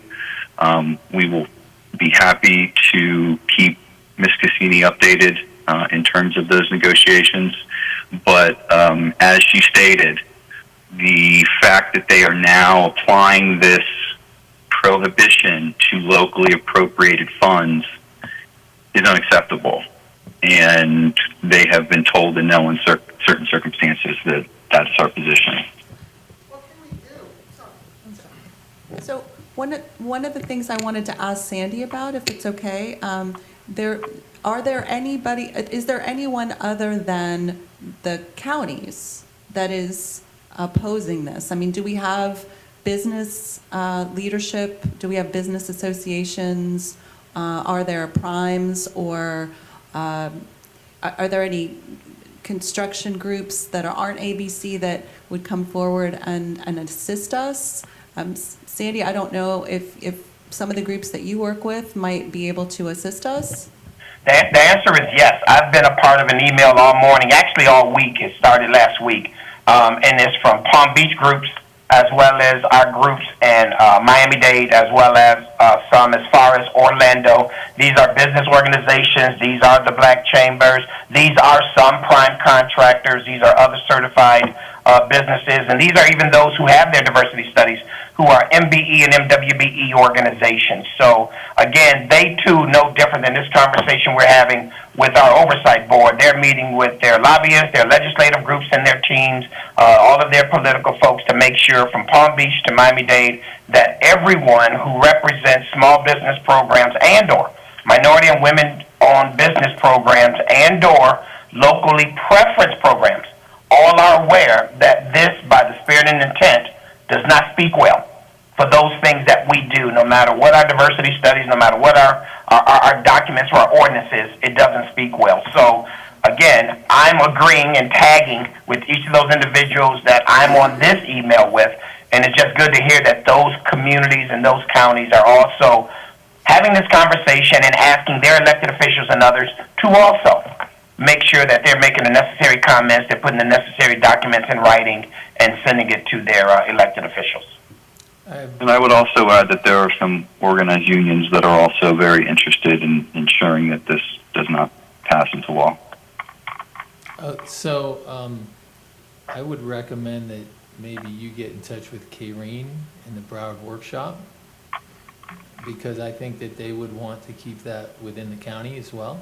It's a county-based business group, very powerful, and they can also contact the delegation. That I think it'll help. And then when is this vote going to happen? How much time do we have? So the House bill is up on the 29th, and the Senate bill is up on the 30th. Holy cow. And it does have one more stop in each chamber, so it still has to go to the main committee in the House, and then which is State Affairs, and then it has to go to Rules in the Senate. Mr. Chair, is there anything, and I don't know who can answer this question, that we as a board can do? I mean, do we need to physically go to Tallahassee and present? I don't know. We can't lie still for this. What can we do? Any suggestion? I think you need to contact as many state legislators as you know and let them know which way to vote and how important it is. And I think that's the only way it's going to happen. And if there's other business groups in Orlando and Miami, and I mean, things have been turned around before. There's been referendums that have been proposed where the business community the locals and everybody got in place and pushed back, and it didn't happen, and the only way to do it is to participate.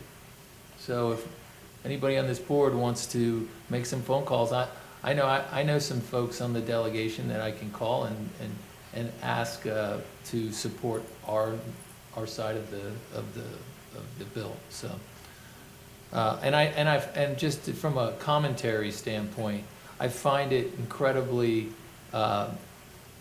backwards.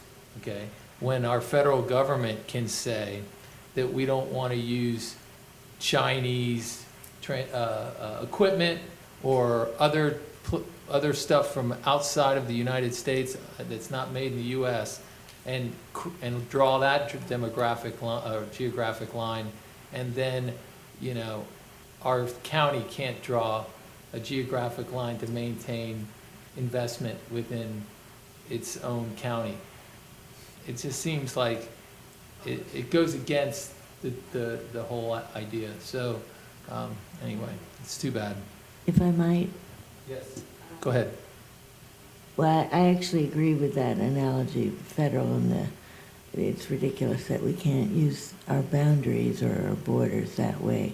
But I am tracking, to speak to what Anthea said, I'm tracking 2 voting bills in the Senate and in the Florida Senate and the Florida House. And my point is that it's very easy to track the current status of a bill on there are 2 websites. Or one in particular I can provide you right away that'll help you track. You just need the bill number, and then it'll tell you what I'm noticing with the voting bills, without saying anything, remaining nonpartisan, is that they are moving very quickly out of committee, and when they move out of committee, they can basically be voted on the floor. And they're given, just to confuse things, when they have one number when they're in committee, and they are assigned a new number when they go to the floor. So that is one way that procedurally it may be difficult to stay on top of what's happening.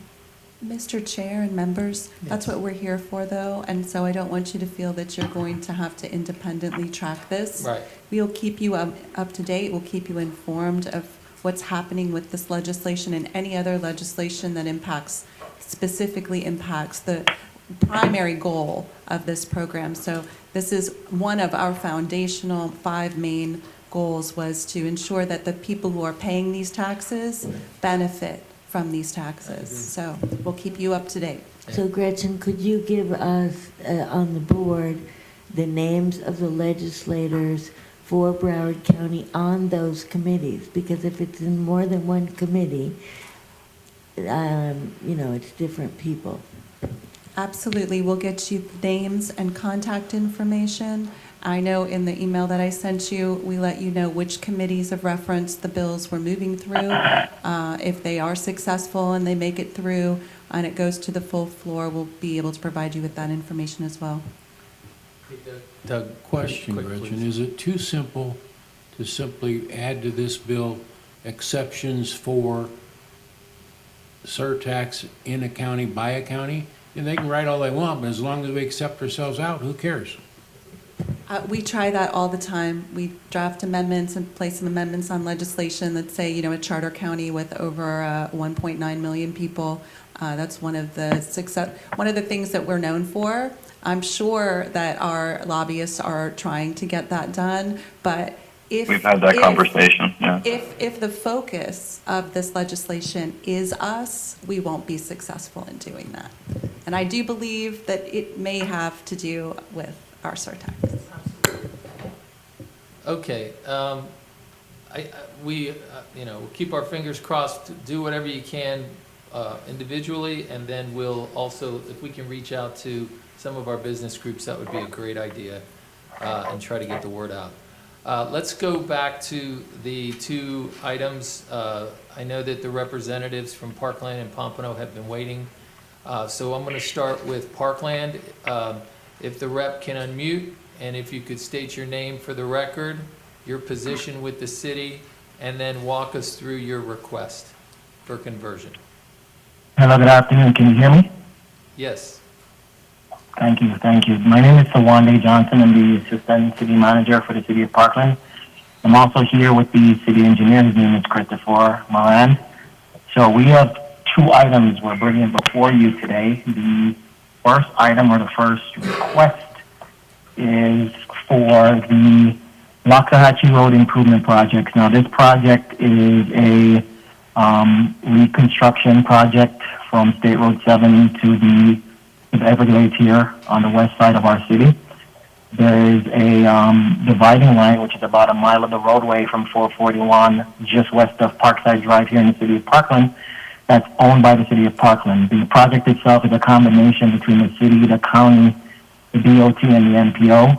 It's being funded through the MPO and design and construction administration services to the Department of Transportation. That design is currently at the 90% stage. The DOT is expected to wrap up the design sometime next year and then lead into construction late 2022, early 2023. The fact that the design process is already on the way, the city's request is to go ahead and defer that design dollar back into construction. So that is the request of the city because the design is already being done by the department. It's paid for by the MPO to the department. So our request is to have that money go back to the construction portion of the project. Okay. So that's the first item. I don't know if you want me to pause on this item and explain the second, or do you want me to go through both items? Go ahead and go through both items if you could, please. Okay, thank you, thank you. The second item is a traffic signal request that we had here in the city of Parkland. It is University Drive and Hillsborough Boulevard.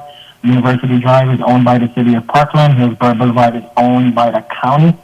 Our request is for a traffic signal at the location. Recently, a charter school was built on the northwest segment of the intersection. The hope was the operation of the charter school would help, gain us the warrants that would be necessary for that traffic signal. Unfortunately, as a result of the pandemic and the modified, practice for school right now, the warrants are not being met, so the design itself is not feasible at this time. So we're also requesting to defer that dollars to construction as well. So that's the explanation of both our projects. Thank you. Okay, do we have any questions from our board members? Mr. Allen, do you have a question? On the traffic light, you're asking to put that into construction for the same traffic light? In other words, are you still buying or paying for the traffic light to be located at the school? Yes, we are. So I guess what difference does it make that, okay, you're saying that the state funding can't be used for the traffic light, but the local funding could be used for the traffic light. Is that what you're saying? Well, I'm sorry. So that's two separate projects. The Loxahatchee project is funded through the state, and I should have elaborated that earlier. I'm sorry. The Loxahatchee project is being funded through the state. The traffic signal does not have any funding at this moment, so we actually put it through the Surtax process for funding is what we did. But you said that it didn't meet the warrants necessary to install the traffic light? Correct. So what happens is typically for the design process, you go through the county's traffic engineering division. They're actually responsible for all these intersections and traffic lights, and the process begins through the county. The fact that you're not even meeting the warrants at this time, it's basically a non-starter. We're not even able to get that design off the ground at all because we don't meet the warrants at the location. So if I understand then right, since the traffic didn't meet the state warrants, the county, it is acceptable to the county? No, the location doesn't meet the warrants per the requirements of the county, so it's a non-starter at this time. Phil, if I could, the issue is that it's in front of a charter school, that because they're not in person and because of the pandemic, they weren't able to meet the warrant, but they think they will once schools are back in. So in other words, they're just not ready to do the design, they're just moving it out. Okay. Yeah. Okay. I was going to say, because this goes back to the presentation we had earlier relative to safety, and It does. I'm sorry, Mr. Allen, your microphone cut off. I'm sorry, this goes back to our discussion earlier today relative to safety for a school, pedestrians, et cetera, that it just seemed to be, you can't meet the state warrant, therefore, regardless of whether it's a charter school or a county school, you still got kids. That's right. Being exposed to a traffic situation because of a state warrant issue. So, I mean, I have no problem with either. Ms. Kelly, did you have a question? Mr. Kuhlman?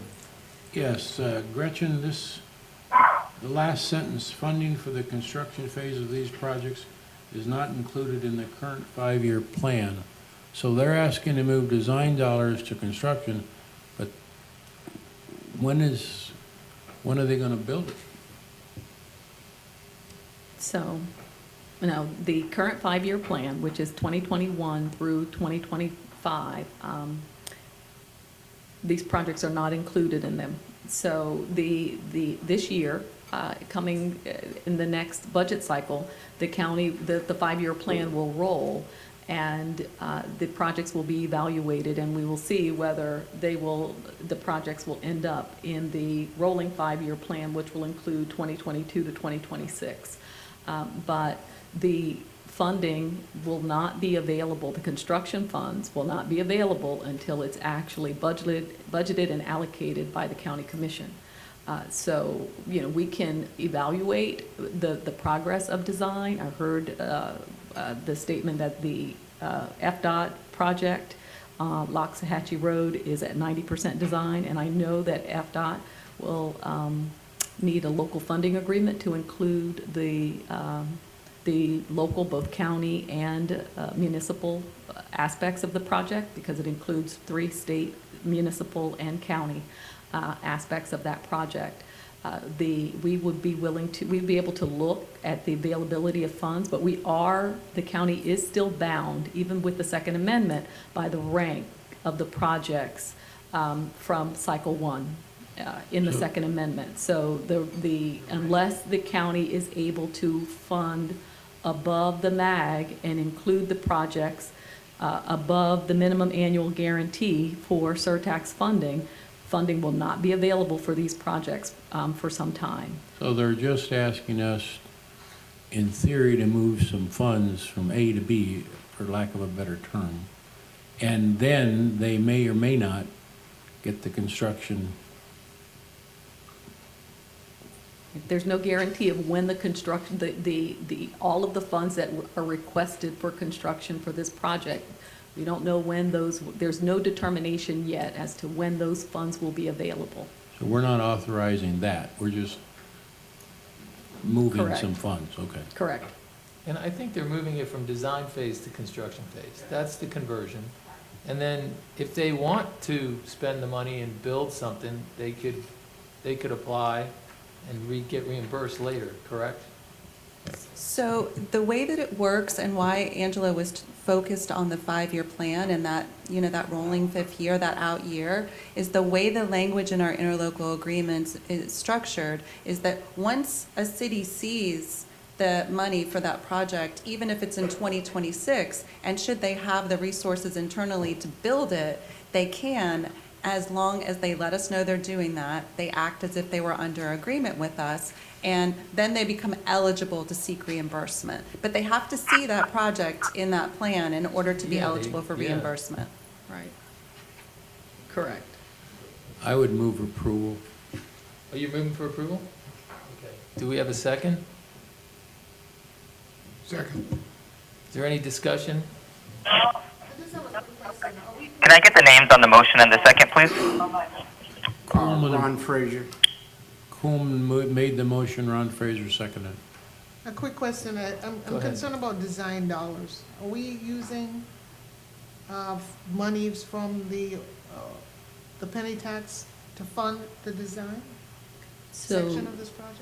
Design funds were recommended and allocated last year for these projects, but the design was funded by other resources. Okay. The Florida Department of Transportation paid for the design for these projects because they're rolled into a state Florida Department of Transportation project. And so because the elements are part of this corridor that involves a Florida Department of Transportation project, the Florida Department of Transportation will design and construct the state, county, and municipal elements of the project. So the municipality did not need the design funds to pay for design. Okay, just wanted to clarify. Okay, so we have a motion and a second. Are there any other comments or questions? Okay, all those in favor say aye. Aye. Aye. Those opposed? Hearing no nays, the motion passes. Let's move on to the next item. Thank you, Parkland. Let's move on to the next item. Is the representative from Pompano online? I am, if you can hear me. Okay, could you please state your name and your position with the city, and then could you please walk us through your request? Yes, sir. I'm Horatio Danovich. I'm the General Obligation Bond and Innovation District Director with the City of Pompano Beach. And with your permission, I'm just going to give you a little bit of background of why we're here and what our request entails. Part of it is on your screen, which is, I appreciate that it's being shown. We have design funds that have been secured through a GO bond, and as a result of that, we are requesting that those funds are transferred to construction. I'd like to give you a little bit of background of why this is happening. First off, when we applied for Surtax funds, we requested $24.86 million, including $2,983,200 for design services. Subsequently, we started working on our design process, and we have, in March of 2018, we published our general obligation bond, which was approved by voter referendum, and gave us another $24.86 million. Currently, the project has a price tag, a total of approaching $55 million. A lot more than the Surtax would be able to fund, a lot more than the city contribution through the GO bond will fund. However, we have additional funds through a Florida Department of Transportation transfer, totaling $4.5 million, and our Community Redevelopment Agency has pledged to help us with the difference. This project, the city took ownership of this project of Dixie Highway, total 5 miles of roadway back in May 2016. Previously, Dixie Highway from McNabb Road all the way to Simple Road was a state roadway. But the city was looking to make some important improvements to that corridor for a number of reasons, particularly because the road is a major connector throughout the city of Pompano Beach, but also connects us to our neighbors to the north in Deerfield and to the south to downtown Fort Lauderdale, making Dixie a very important roadway for us. We made provisions to fund the design in that GO bond, and we have determined that the best use of the current funds in that design in the Surtax would that be better for construction. As we moved the project along, the city published an RFQ in August of 2018, which preceded a meeting that we had with the MPO in September of 2019 with staff to start talking about this project. That's when the cities were invited to attend one-on-one meetings and to discuss an overview of the municipal Surtax process, including projects that had the ability to promote connectivity, alleviate traffic congestion, and so forth, which is specifically what our Dixie Highway project is supposed to do. So we completed that review process with MPO staff and representatives from Broward County, and it happened to be almost coincidentally right after we had already initiated that design process. And since we had GO bond funds to pay for design, we just kept moving forward. Our GO bond needed to keep moving forward. As of today, the design of a portion of that Dixie Highway area from McNabb Road to just south of Atlantic Boulevard is 100% complete. We had inherited a road diet plan from the Florida Department of Transportation, and we applied parts of that into our vision. And now we're 70% nearly complete in the design of the downtown plans, which encompass Dixie from just south of Atlantic Boulevard to Northeast 10th Street and along Atlantic Boulevard from Northwest 6th Avenue to Cypress Road. And we're 60% complete on the North Dixie plans, which encompass Dixie Highway from Northeast 10th to Semple.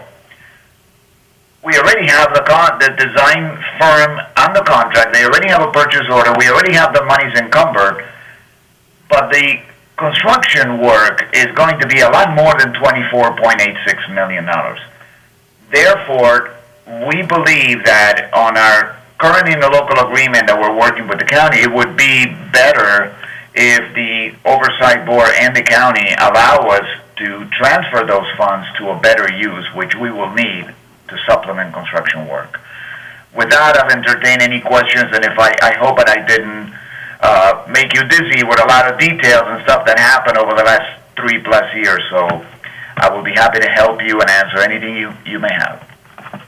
Thank you for the thorough description of the scope. Does anybody have a question? I have a question for our legal counsel. Is this, I assume this had to do with timing and different things like that. So this is,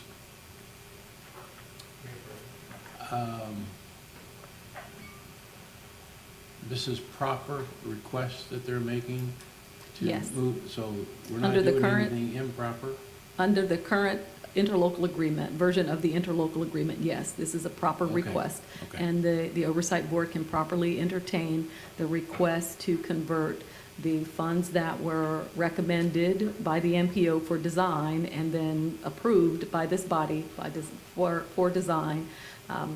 The Second Amendment allows us to, the Oversight Board to entertain a request from the municipality to change the. So this is a bookkeeping, for lack of a simple word.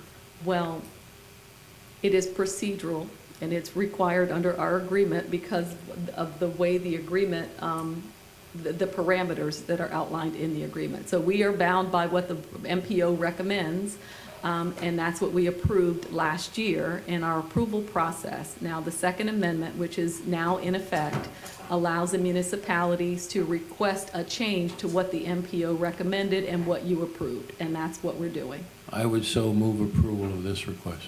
I had one question. Let's see if we can get a second and then we can discuss. Do we have a second? Ms. Kelly, you second? Thank you. Okay, Mr. Frazier. My question was, during the briefing, one of these projects, method of delivery was design build.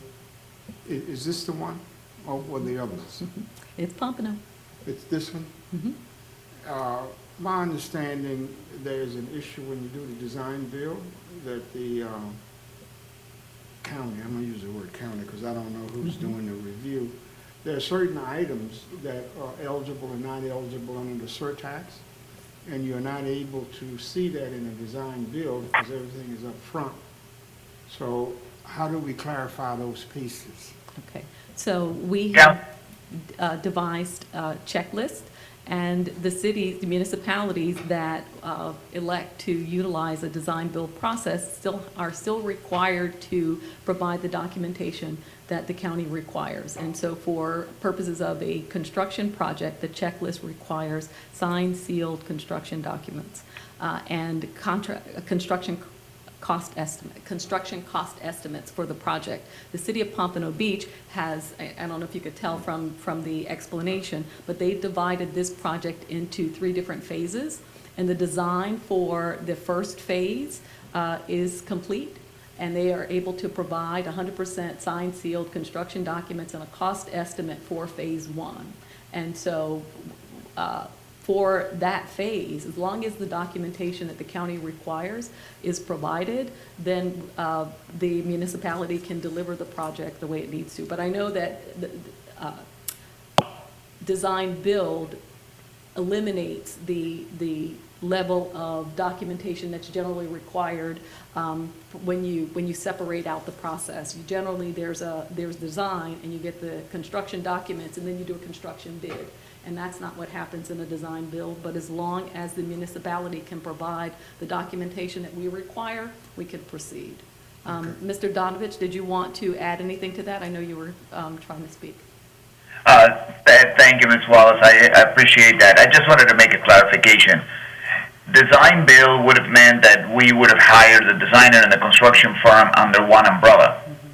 What we are actually doing is design construction management at risk.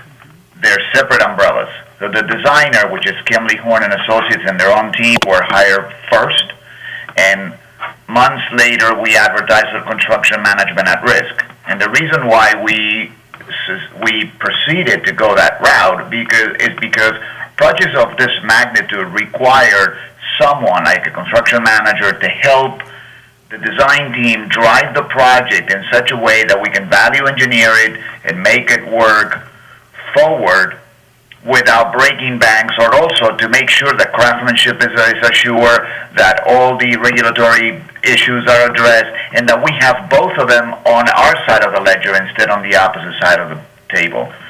So I just wanted to make sure that I made that distinction, because we are using design build for other initiatives, not in the Surtax process, but the design construction management at risk is a very effective way of producing great results and assuring our taxpayers that the product at the end of the day will be exactly what we pay for. Okay, so we have a motion and a second. Do you have any more comments? Okay, all those in favor say aye. Aye. Aye. Aye. Those opposed? Okay, the motion passes and the conversion is approved. Thank you so much. I appreciate everybody. This is great for the city of Pompano Beach, but it's also great for our county. Thank you, and we appreciate all the information that you provided. Have a good day. You too. Bye-bye.